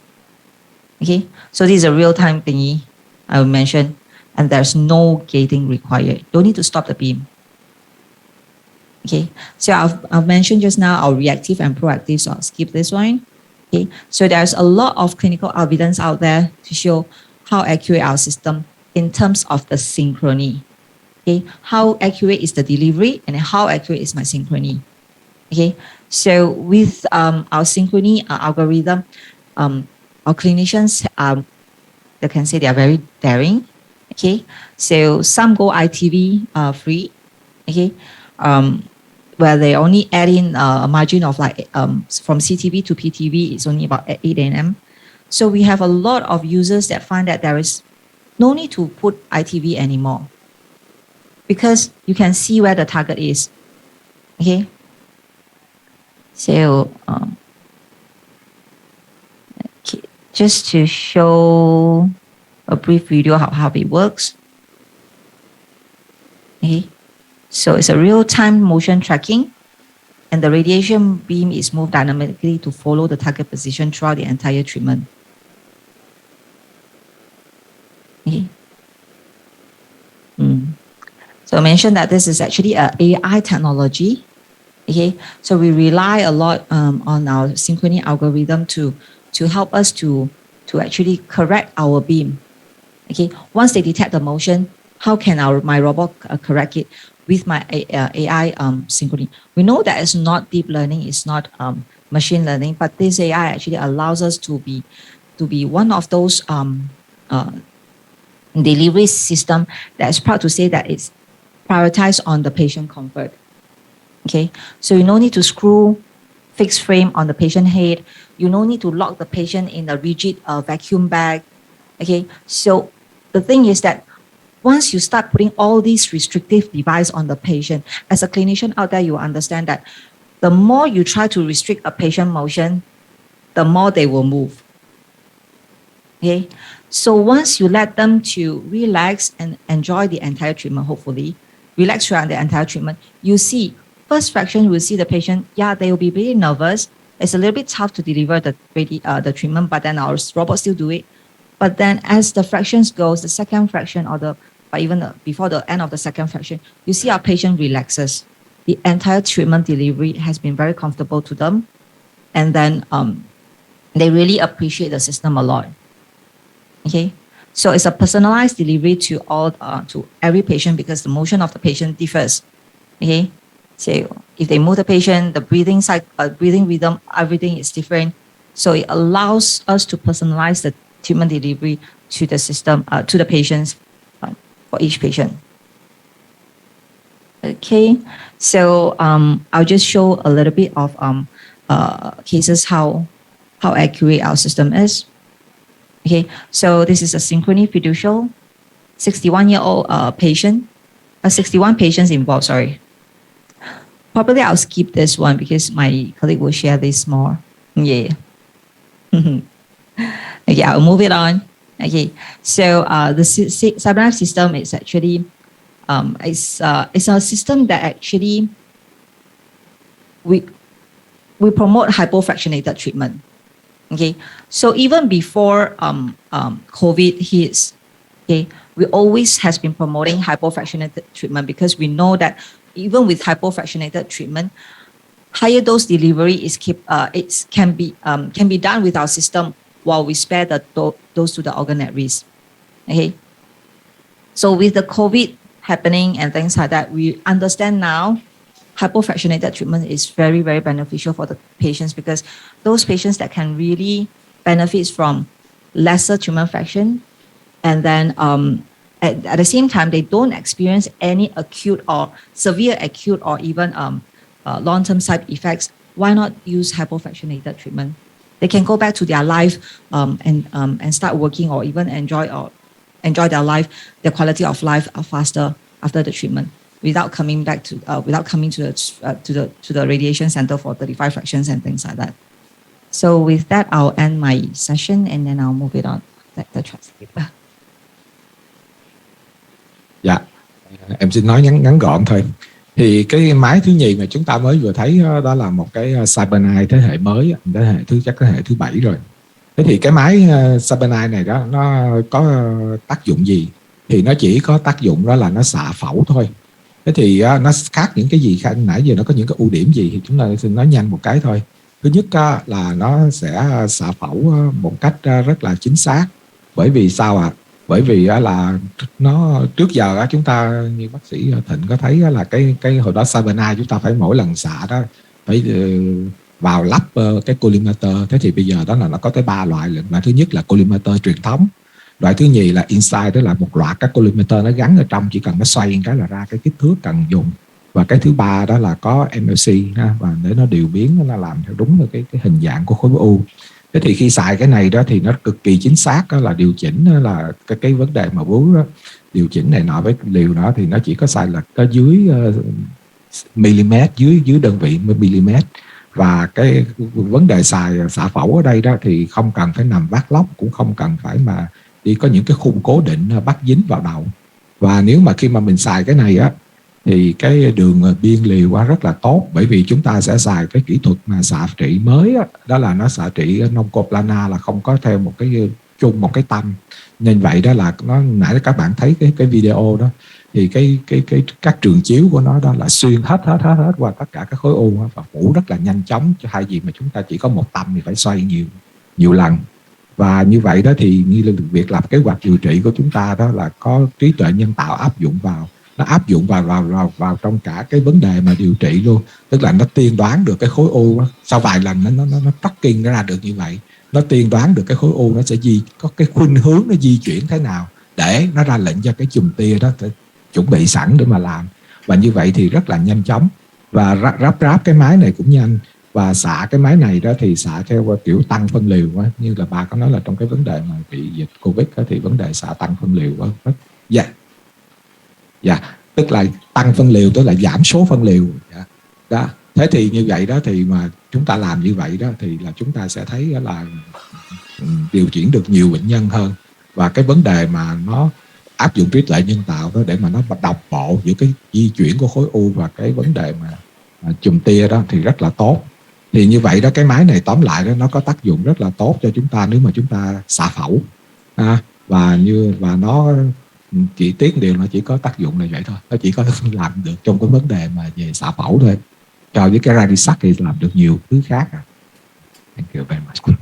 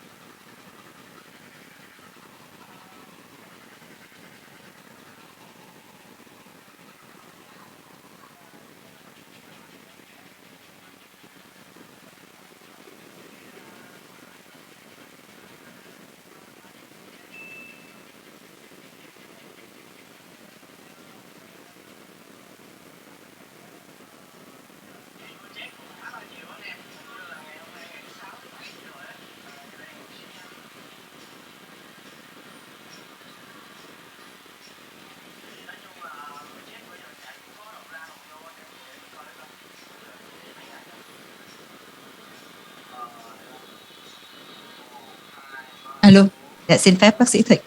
Cái phần thứ hai là phần lâm sàng là rất là gần gũi với chúng ta. Phần thứ nhất là phần vật lý. Để các anh chị có thể ngồi lại nán thêm để nghe nốt cái phần lâm sàng này rất là hay ạ. Thank you, Dr. An.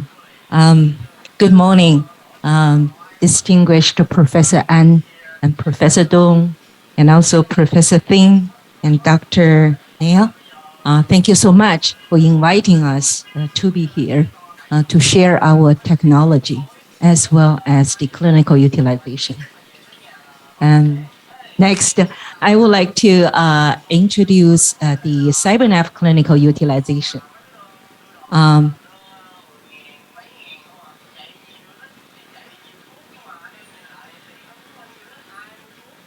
Doesn't work? Yes. There, okay. It's not me. It doesn't work. Herman, can you check? Oh, okay. Thank you. We know CyberNav is a dedicated SRS SBRT machine. And what is SRS? SRS is the stereotactic radiosurgery and usually deliver very high dose treatment compared to conventional treatment regimen. And this is reserved for intracranial lesions. SBRT, stereotactic body radiation therapy, and usually same as SRS, involve very few high dose treatment, but it is for extracranial lesions. So CyberKnife can treat all of the indications throughout the body through intracranial, extracranial, head, neck, liver, spine, prostate, pancreas, lung, and also recently the breast, and also kidney oligometastasis. So Professor, and you want it? Okay, great. So technology impacts clinical outcome. And we talk about what is the ultimate goal is to decreasing the margin for the innocent tissue. So it's all about the margin. We quoted from Professor Peter Levendijk from Erasmus MC Rotterdam. So it's all about the margins.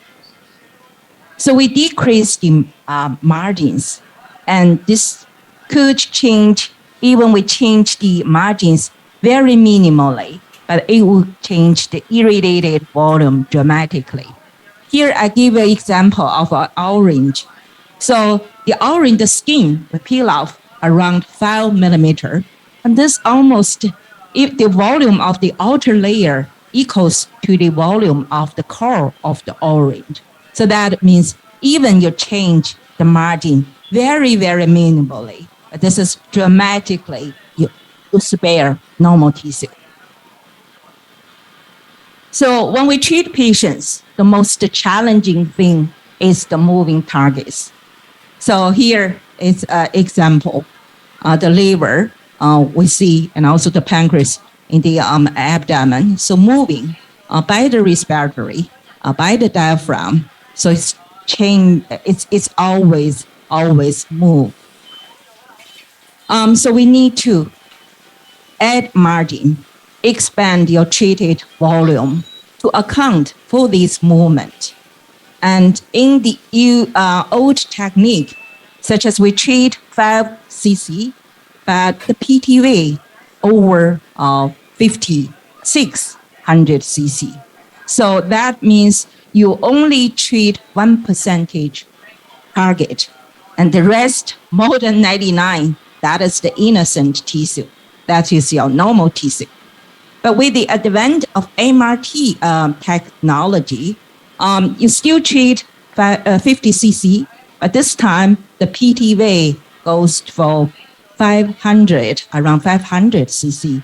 So most you treat still the innocent tissue and around 90%, and 10% is your target. So when you have the motion management, you still treat 50 cc, but this time the PTV goes around 90 cc. So this means most of the portion, that is the target, and the innocent tissue, normal tissue, only 45%. So then we see how important to do the motion management. And CyberKnife, we have the synchrony, and the synchrony technology can go ITV free. So what is ITV free? ITV, we know, is internal target volume. It's just account for the movement.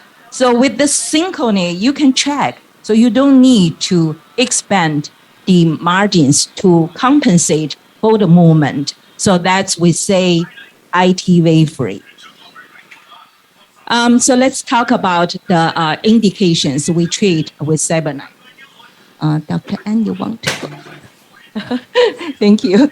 So starting from intracranial SRS, we know the intracranial disease mainly like brain metastasis. So this right now occupy large portion of all of the 7F center. And then the benign lesions, especially these lesions are quite close to the sensitive structures. Usually we are treated in 2 or 5 sessions. And also we have the functional disease such as the AVM, acoustic neuroma, trigeminal neuralgia, etc., the functional disease.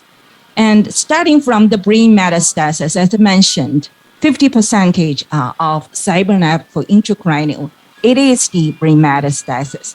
So brain metastasis right now is becoming a burden, and clinicians are looking for the efficient solutions. So why we see so many brain metastasis? So first, it's the patient awareness, and also with the improved diagnostic technique. Second is the blood-brain barrier.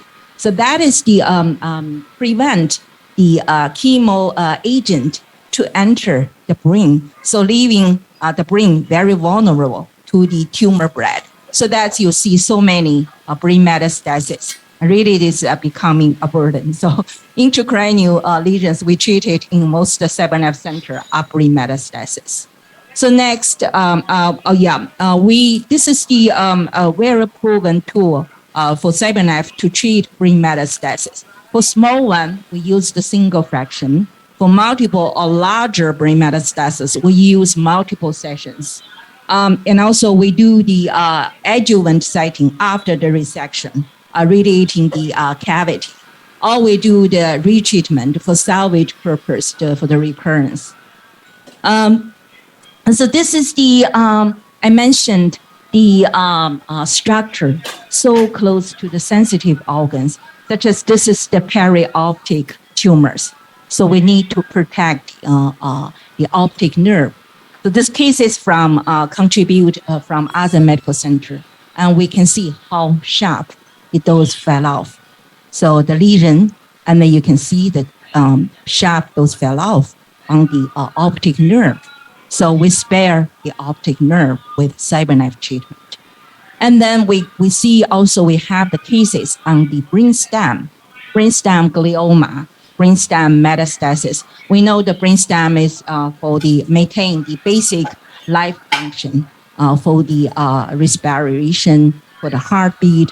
So it is so challenging to do the resection. But with CyberKnife, we have successful cases treated on the brainstem glioma, on the brainstem metastasis. And these are published from the center contributed cases from Tianjin and also Huaxiang Hospital. So I go for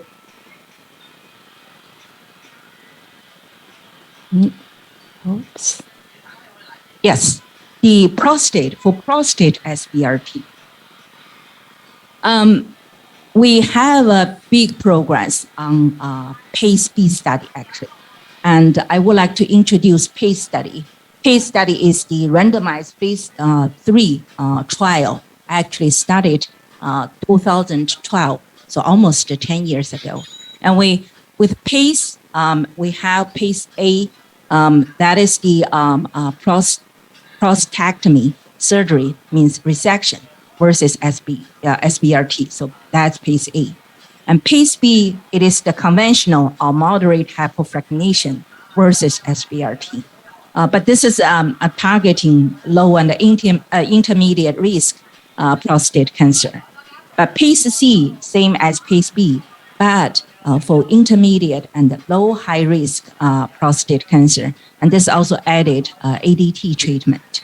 So what I mentioned is the very big progress after 10 years clinical trial. It's last year, we have some publication on the PACE-B result. So the PACE-B actually closed in 2019 with 874 patients enrolled. And actually the center participated in this trial around 19 centers. So the PI is Dr. Nicholas Vance from Royal Marsden. So he started the PACE-B trial right away after the installation of CyberKnife. So, but in the middle, the sponsorship changed to the conventional LINAC vendors. So that's the reason in PACE-B, we can see the subgroup. You can see CyberKnife SBRT versus non-CyberKnife, that conventional LINAC SBRT. So that is the sub-analysis, and we will see the result. So the same year after the enrollment closed, 2019, the acute toxicity was reported in Lancet Oncology. And the result, clinical result, is actually no significant difference between SBRT versus conventional LINAC. But in the sub-analysis, subgroup of SBRT group, especially the GU, grade 2 above toxicity, conventional LINAC SBRT is almost 2.5 times than the CyberKnife SBRT. So this proves two things. One thing, so you shortening the treatment time to 5 fractions with SBRT, it doesn't increase the acute toxicity, including GI and GU. And second is for the sub-analysis of SBRT cohort. So it proves the superiority of CyberKnife SBRT over conventional LINAC SBRT. Last October, the late toxicity at 2 years follow-up was also published in Lancet Oncology, quite similar to the report on the acute toxicity. The SBRT group actually no significant difference with the conventional LINAC fractionation on either acute, late GI or GU toxicity. But similar as the sub-analysis on the SBRT cohort, still the GU grade 2 and above toxicity, the conventional LINAC SBRT is almost 3 times than CyberKnife SBRT. So again, this proves the superiority of CyberKnife SBRT. So this is really quite long follow-up study. So started, as mentioned, 10 years ago. And hopefully this year, 5-year efficacy outcome will be available. So that's PACE-B study I would like to highlight. Other than that, I would like to also introduce at the high-dose HDR-like prostate SBRT. And we know the prostate actually is not homogeneous. And the lesion usually occurred in the peripheral zones, 70% in the peripheral zone. So they do like HDR. It's not homogeneous among the whole, distributed among the whole gland. It's just focus on the high recurrence, high incidence of the lesions. So this is also a multi-center study, phase 2 actually trial to evaluate the safety and efficacy of CyberKnife in the high-dose HDR-like SBRT treatment. So this published in the Frontiera last year. And actually, they have enrolled over 250 patients. They used the full fractions, the fraction size large, quite large. The outcome, so they have the 4 years follow-up outcome, and you can see the GU and GI grade 2 above toxicity, very acceptable. And also the 10 years follow-up also, they illustrated in their study. You can still see quite acceptable with the 19% and also the GI to around 3%. And very, very interesting 10-year biochemical free recurrence for low-risk prostate, 100%. And for intermediate risk prostate, around 84%. So quite impressive study. And we know this is an alternative to the high-dose rate bronchi, because bronchi even quite good, excellent disease control and the very acceptable toxicity. But it is a very invasive procedure. So that's the update on the prostate SBRT. So actually, last October, from 4 continents like Europe, AMS, American, Japan and China, a lot of CyberKnife center, they treat prostate SBRT with CyberKnife. So very favorable clinical outcome. And we do a series webinar echoing the PACE-B publication, especially for their late toxicity at 2 years follow-up. For lung SBRT, we know lung, it's most challenging. It is moves with respiration and also the location of the lesion. So peripheral lung lesion, that is okay. But if for central lung, quite challenging if you use the higher fractionation size for the SBRT treatment. But with CyberKnife tracking synchrony, this technology, it would allow very smaller margin. So as I mentioned previously, can go ITV free. So it could deliver high dose safely. So this, I give you example. This is 4D CT image. So that is the lesion moving with the respiration. And then you can see the tumor with the subclinical disease. And then if you treat it with gantry CyberKnife, conventional LINAC CyberKnife, you have to think about the amplitude of the movement to account for that movement. So you need to expand your treatment volume. So you end up with very large margin. But with CyberKnife SBRT, as I mentioned, you don't need to think about the motion, the internal target. So that is could end up with very narrow region. This might be the setup uncertainty. We just expand a little bit. So this is the in the lung, the advantage of CyberKnife. So you can see the amplitude of the movement. for the CyberKnife, we can always track the movement of the tumor. And I mentioned the location, quite important, challenge, and the central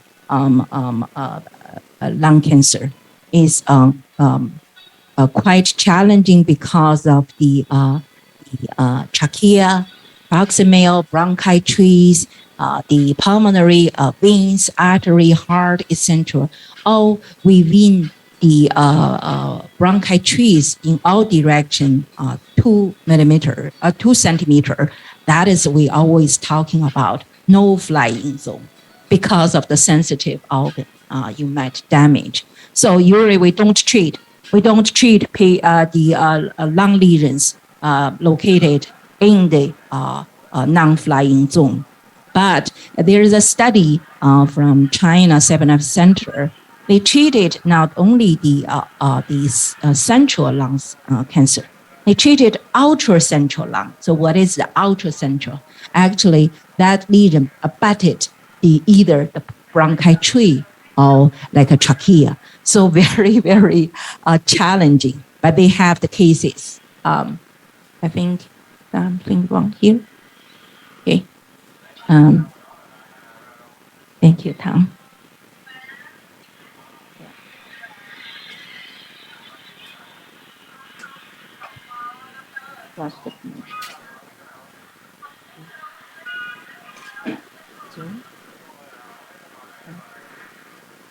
Perfect. I gave. So the ultracentral lung treated with CyberKnife, they have over 50 cases and prove it is feasible and safe. So that is the ultracentral. So this is the publication. You can see from the local control and overall survival, as well as the PFS. So the ultracentral lung treated with CyberKnife. So this is really differentiator of CyberKnife. And I think the other LINAC could not cross the non-flying zone. And we can fly the non-flying zone. So that's CyberKnife. So for liver SBRT, we know I just talked with Dr. N as the also here. It's the liver is the high incidence in Asia countries. So bad liver, you need to reserve the more normal tissue for the function. So in the old times, the high dose, the concern is the high dose liver radiotherapy might cause the complications of the RILD. But with CyberKnife, we can go SBRT with the high dose each fraction and with only several fractionation to complete the liver SBRT. So we have a publication on the dosimetric comparison study between the VMAT and CyberKnife, especially the normal tissue spared. So CyberKnife has done a great job. And also we know the liver are also quite influenced by the mode, such as respiratory, diaphragm, etc. So these also are quite challenging when we treat liver.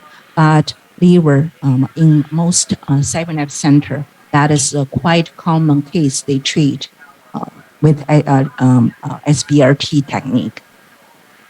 So I would like to introduce Accuray liver roundtable. As I mentioned, because liver is the high incidence in Asia countries in APAC regions. So 2016, we started the first liver roundtable with the top liver expertise among the APAC region. The purpose for this program just want to increase the status of radiotherapy in primary liver cancer treatment, because we know a lot of modality could treat liver cancers, but end up with a radiotherapy department, usually very advanced disease, and also there's no way of either salvage treatment. So the group worked very hard, and we have collaborated several years. So either in Taiwan, Korea, and also Hong Kong, etc., before COVID-19. So the group ended up a consensus for the small-sized primary liver cancer, and they published in the 7th Asia Pacific Primary Liver Cancer Expert Meeting. So the consensus is the small-sized primary liver cancer with radiation therapy, SBRT, could be an alternative for the resection. So that's the group working collaborate. And then also the 2 years ago, 2020, they also have the like a multi-center comparison study for SBRT versus radiofrequency ablation. We know always like the patients were referred to radiofrequency ablation rather than go to RT. But this study proved like with 7 centers, 5 regions, and with over 500 for SBRT, 1,000 patients data for the radiofrequency ablation, and they compare these 2 modalities, and they draw the conclusion. So SBRT actually could achieve comparable clinical outcome as well as the toxicity profile, and especially for the large liver lesions more than 3 centimeter, and especially the location is just under the subphrenic. So that is the comparison multi-center study achieved by Liver Roundtable. So for pancreas, we know pancreas is hard, really hard to treat. So when patients diagnosed with pancreas cancer, usually they lost the chances. So only 20 to 25 patients can be sent to for surgery. So also the conventional radiotherapy usually not so good. So for the 50% will occur the local progression. So the challenging to treat with radiotherapy, first, we know especially the head lesion located in the head of the pancreas, that is quite sensitive for the duodenum. Duodenum is so close. And the second is the pancreas also move. So we're always very touchy with the moving target. So pancreas moves with the respiration. And except for that, we know usually the patient very short survival. They most time they occur the distance progression. So for this kind of patients, you usually do the combined treatment. But for the radiotherapy with CyberKnife, as I mentioned, it's the synchrony technique. You can go ITV free. So minimize your margin, so reduce your side effect. And we have also very breakthrough study. So from Shanghai 7F Center, what they do the pancreas SBRT, combined immunotherapy, combined targeted therapy. And they found this could extend overall survival by 2 months compared to pancreas SBRT plus chemotherapy. So even this comparison study only extend overall survival for 2 months, it is still accepted by the Lancet Oncology.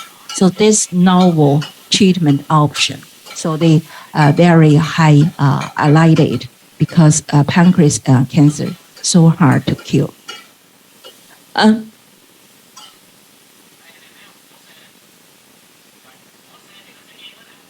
Okay, already Zach, I think I will not talk later.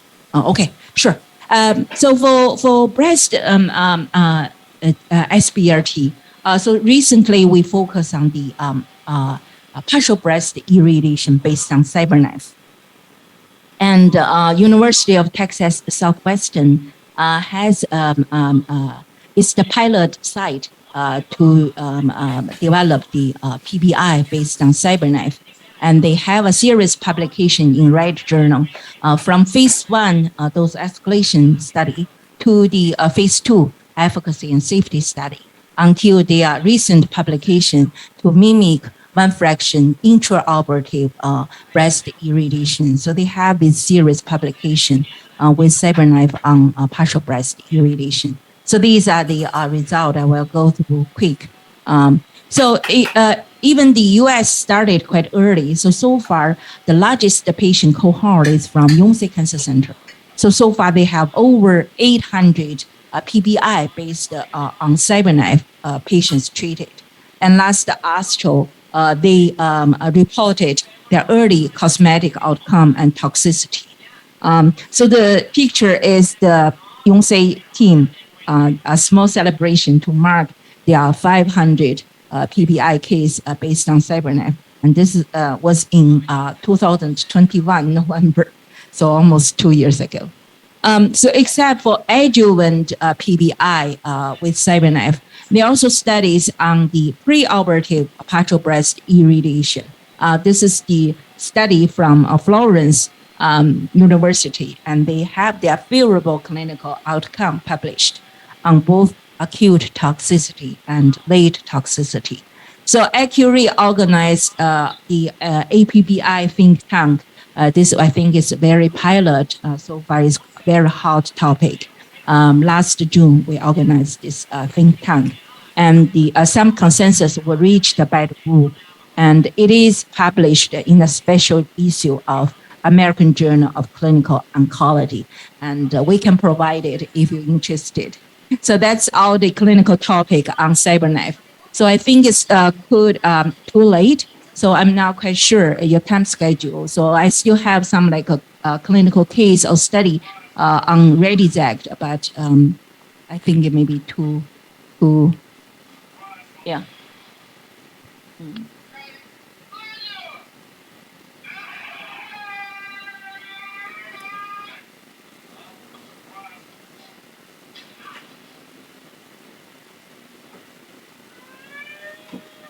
If you want to continue the Radixact, I may spend 10 minutes quick go through.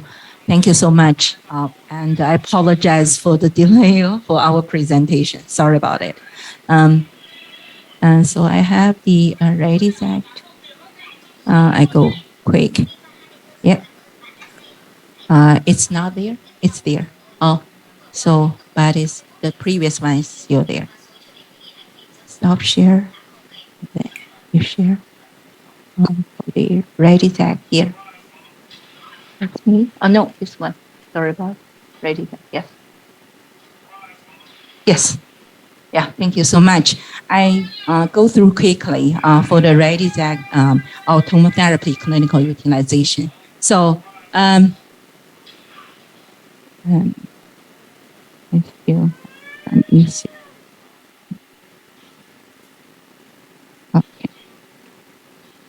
Okay, good. So it's from, like my colleague said, from the head to toe. So we treat almost all indications. But what we're good at it is the long field treatment. So such as the CSI, TBI, TMI, and also multiple. Yeah. So and this is the chart highlights the published treatment site from over 20 years evidence. And for the craniospinal, this is the long field.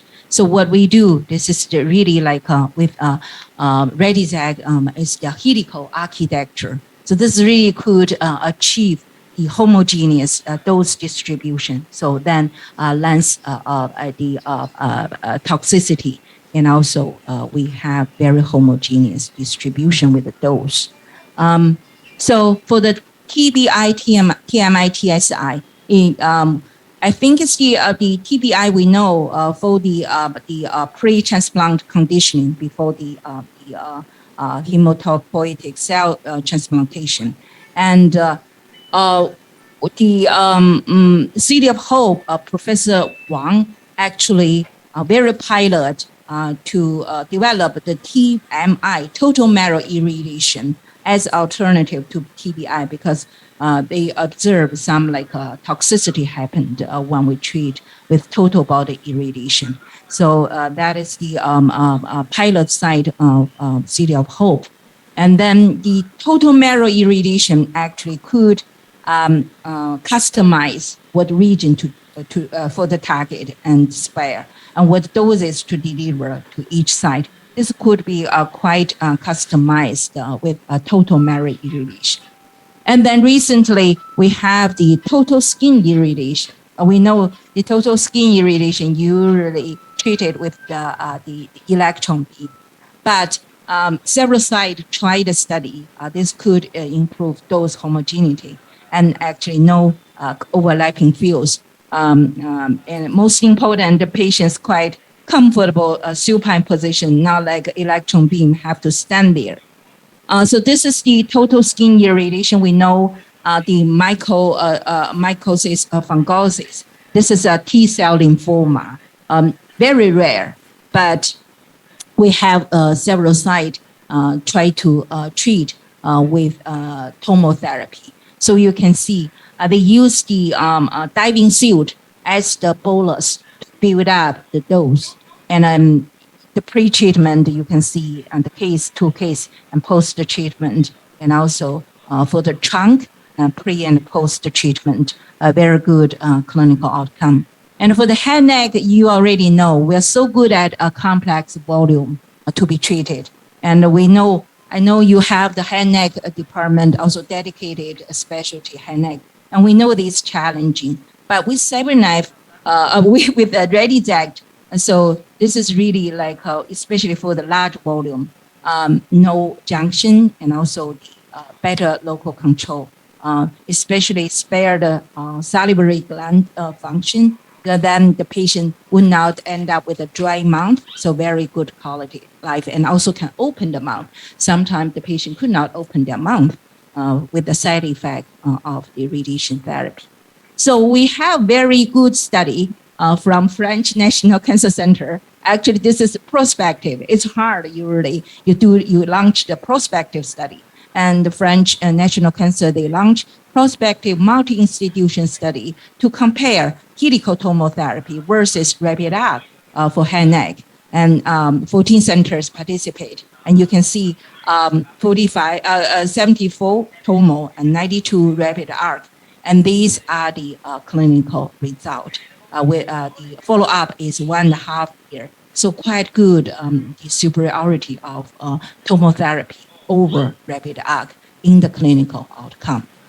So this you can see all of the statistic number is quite significant, so meaningful statistic value, especially the local control, acute salivary function, and cancer-specific survival.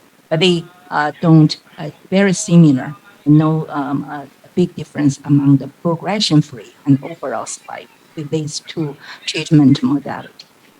Breast, so radies are quite good at treating the complex volume, such as the specific anatomy, like a pectus extracavitum. It's like the shape, concave shape, or either left breast or bilateral breast tumor. And also if the lymph nodes involved, such as the mammary chain, internal mammary chain, or axillary nodes, or supraclavicular, the nodes involved, you have the large volume. So this is quite good for the Radixact to treat breast cancer, because the most important, Radixact could achieve homogeneous coverage of the whole breast and could spare the OARs.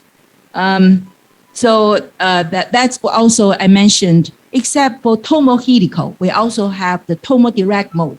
So tomodirect mode, we don't need to treat complex cases because sometimes the breast case very simple. So we only use the tomodirect mode, so simple and quick, and those are low.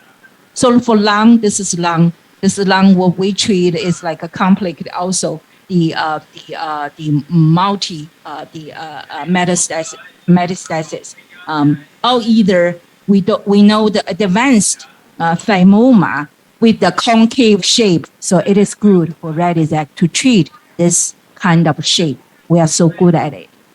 So that's the for lung. So I quick for the prostate. I mentioned because the Radixact have the IGRT, MVCT, and right now we also have the KVCT. So with this IGRT guided, so very precise, and we can decrease the margin and less toxicity.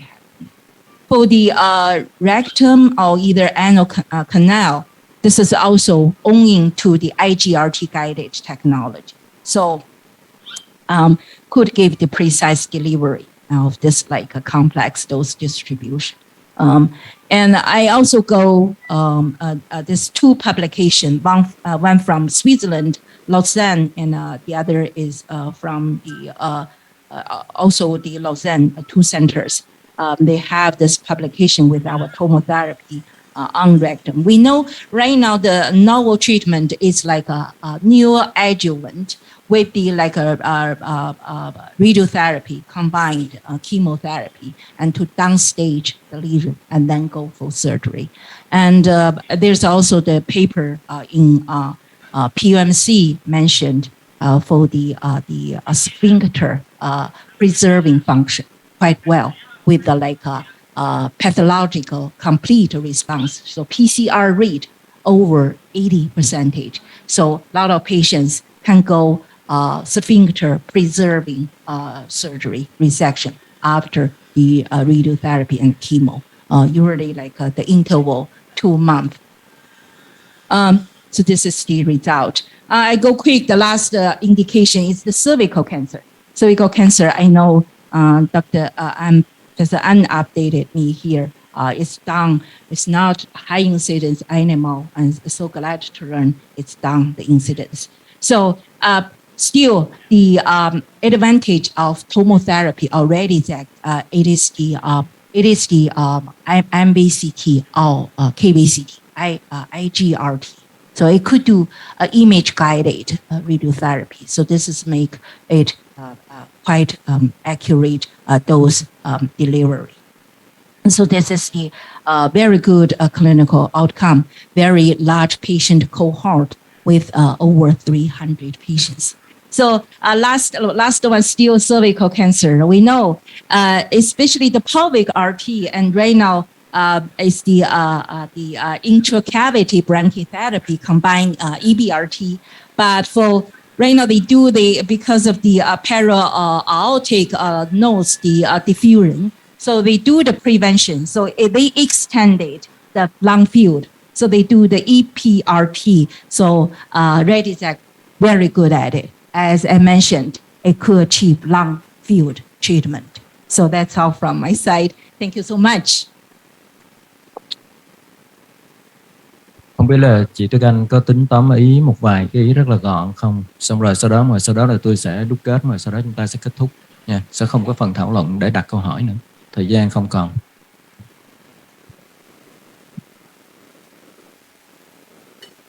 Tôi xin nói đúng 2 câu. Thứ nhất là về Cyber9 thì hồi nãy nghe cũng nhiều quá rồi. Là chùm tia nó di động theo sự chuyển động của bướu và tránh được rất nhiều mô lành và các mô lành ha. Còn cái Radixact tức là cái tomotherapy thì cũng đúng 2 câu. Thứ nhất là những cái mà mình chưa làm được với những cái máy Linux thông thường đó, hoặc là máy TrueBeam thì cũng gặp khó khăn. Thứ nhất là cái CSI là xạ trục não tủy thì chúng ta thấy phân bố đều rất đẹp, không thua gì cái proton therapy. Cái phần phía trước của đứa bé không có bị chiếu xạ nhiều, rất là ít. Cái thứ hai là TBI, tức là xạ trị toàn thân. Đây là cái mà bệnh viện ung bướu chúng ta, người ta hỏi mình vẫn chưa làm được, là xạ trị toàn thân cũng như là xạ trị toàn bộ hệ thống tủy xương để mà chuẩn bị ghép tủy, mình chưa làm được. Và trong cái máy Radixact này thì tôi thấy là làm rất là hiệu quả mà mô lành tránh rất nhiều. Hai là xạ trị toàn bộ da, ví dụ như bệnh nhân bị bướu xùi dạng nấm hay là những cái lymphoma toàn ở da đó, thì cái này chỉ xạ về toàn bộ cái hệ da mà bên trong thì lại không bị chiếu xạ, và bệnh nhân không phải đứng vào nhiều tư thế để chiếu xạ, đấy chỉ nằm trên giường thoải mái là xạ được. Ba là xạ trị ung thư màng phổi, xạ hết cái màng phổi mà bên trong phổi thì lại không bị chiếu xạ. Thứ tư là xạ trị cái da đầu, thì nhiều khi chúng ta thấy bệnh nhân bị sarcom hay là ung thư da đầu, mình làm sao mình xạ da đầu mà không trúng não. Thứ tư là xạ phổi, xạ phổi thì di động theo nhịp thở, thứ hai là nhiều khối u là mình thấy ngán rồi, và thứ ba nhiều vị trí hạch là vẫn xạ được những vị trí đó, mà nhu mô phổi lành thì tránh được, và cuối cùng là cái xạ trị ung thư phụ khoa thì cái việc mở rộng từ vùng chậu lên cái chuỗi hạch mà cạnh đại động mạch thì cũng dễ dàng, và mô lành tránh được rất nhiều. Xin hết ạ. Cảm ơn chị Tuyết Anh. Trước khi mà có một vài cái đúc kết bằng tiếng Việt thì chắc tôi nói một vài câu tiếng Anh với lại để cảm ơn trước. I would love to take this opportunity to thank you all and to be scared from Accurate for taking your time coming here and sharing with us. Our staff very amazing information about Cyber9, the latest version, and Redexact. And unfortunately, because the time is limited, that's why we don't have enough time for discussion. So now I would like to make a brief of your presentation, and after that, I would like to close the session. And if my colleagues, they are very interested in this machine, they will try to contact with you after the session and for more question and more discussion. Okay, thank you. Okay, như vậy thì qua cái buổi ngày hôm nay thì chúng ta cũng đã thấy được hai cái sản phẩm, nhưng mà có thể là do cái kết cấu á, cái chương trình á, thì nó quá dài, do đó chúng ta không có những cái phần thảo luận.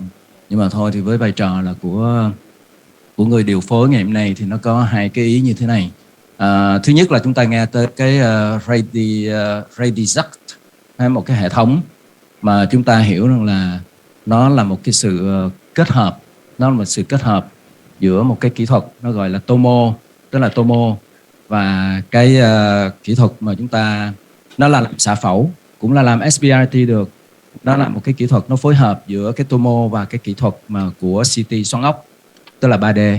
Thì nó dựa trên ba cái nguyên lý chính mà nãy kỹ sư Nghĩa cũng có nói đó.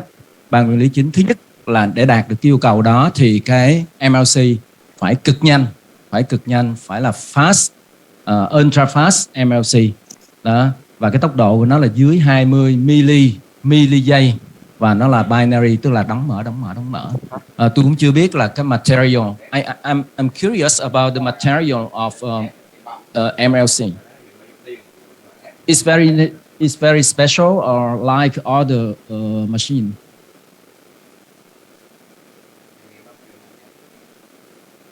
The material of MLC.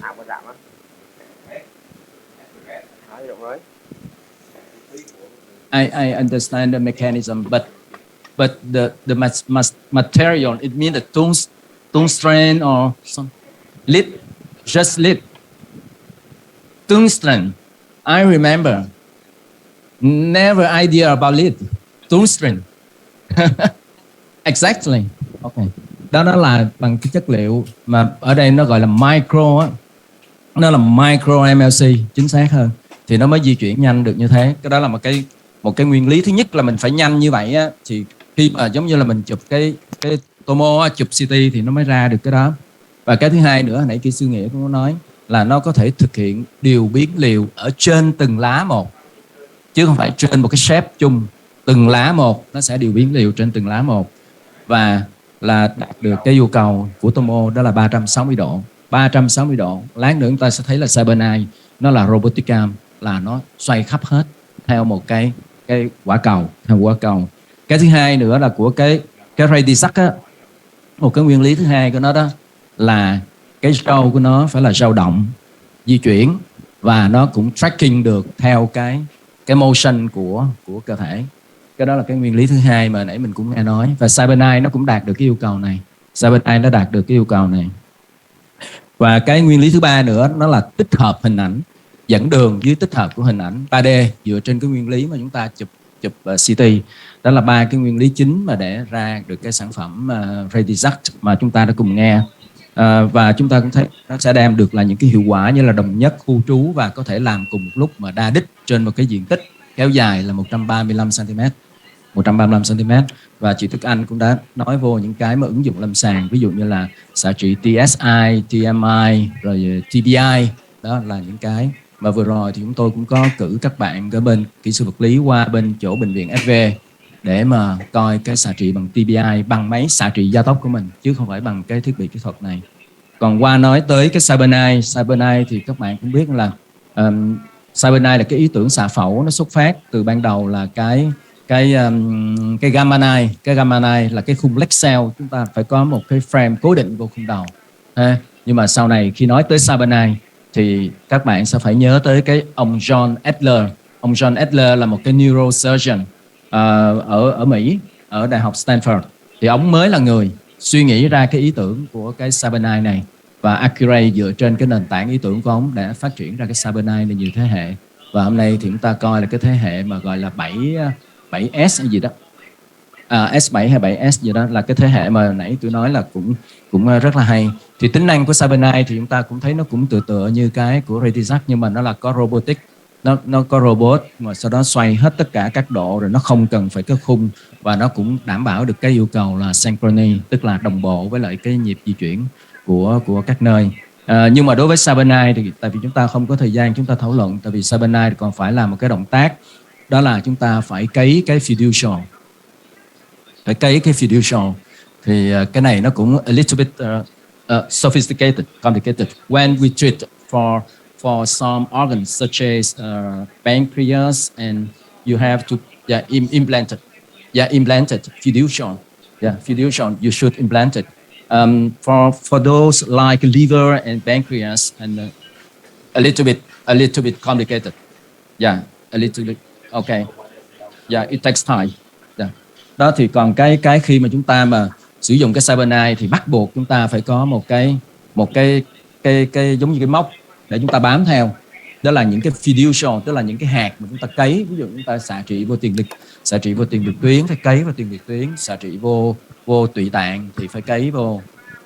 Dựa trên đó thì chúng ta mới lập cái kế hoạch quanh cái khu vực đó. Thì cái đó là cũng là một cái công đoạn mà chúng ta phải nghĩ tới đó. Thôi lát hỏi sau đi. Có đó, chứ không phải là cỡ nào cũng làm đâu. Và nếu mà cyanide thì các bạn sẽ thấy rằng là nó thực hiện là cả ngàn chùm tia.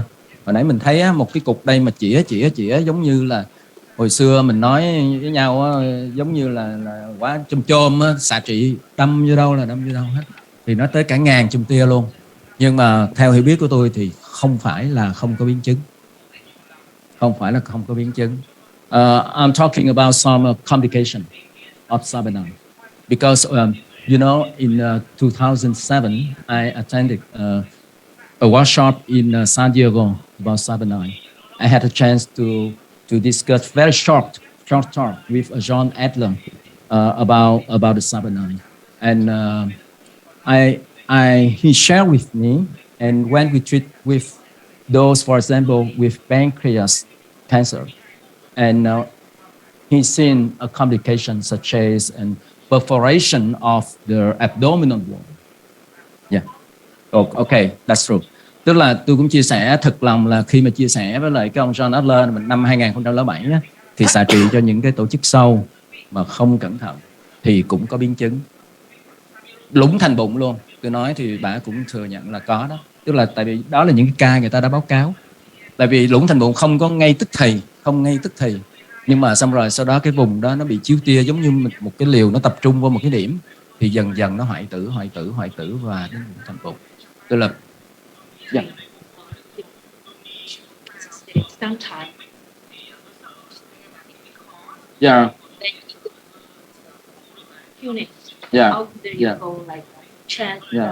chest stomach actually do the pancreas. Sure. So that It's not very common, but it could be. It could be. Should be very careful. Thì thôi thì cũng chia sẻ với các bạn. Đó là những cái mà chúng ta nhìn thấy những cái tích cực, nhưng mà chúng ta cũng phải rất là cẩn thận khi chúng ta áp dụng, chúng ta phải hiểu. Tại vì chỉ một ly sai một dặm thì cả ngàn chùm tia nó tập trung vào một chỗ, thì mà không trúng cái chỗ mà chúng ta cần trúng, mà nó trúng cái chỗ mà chúng ta không cần trúng là chúng ta sẽ trúng.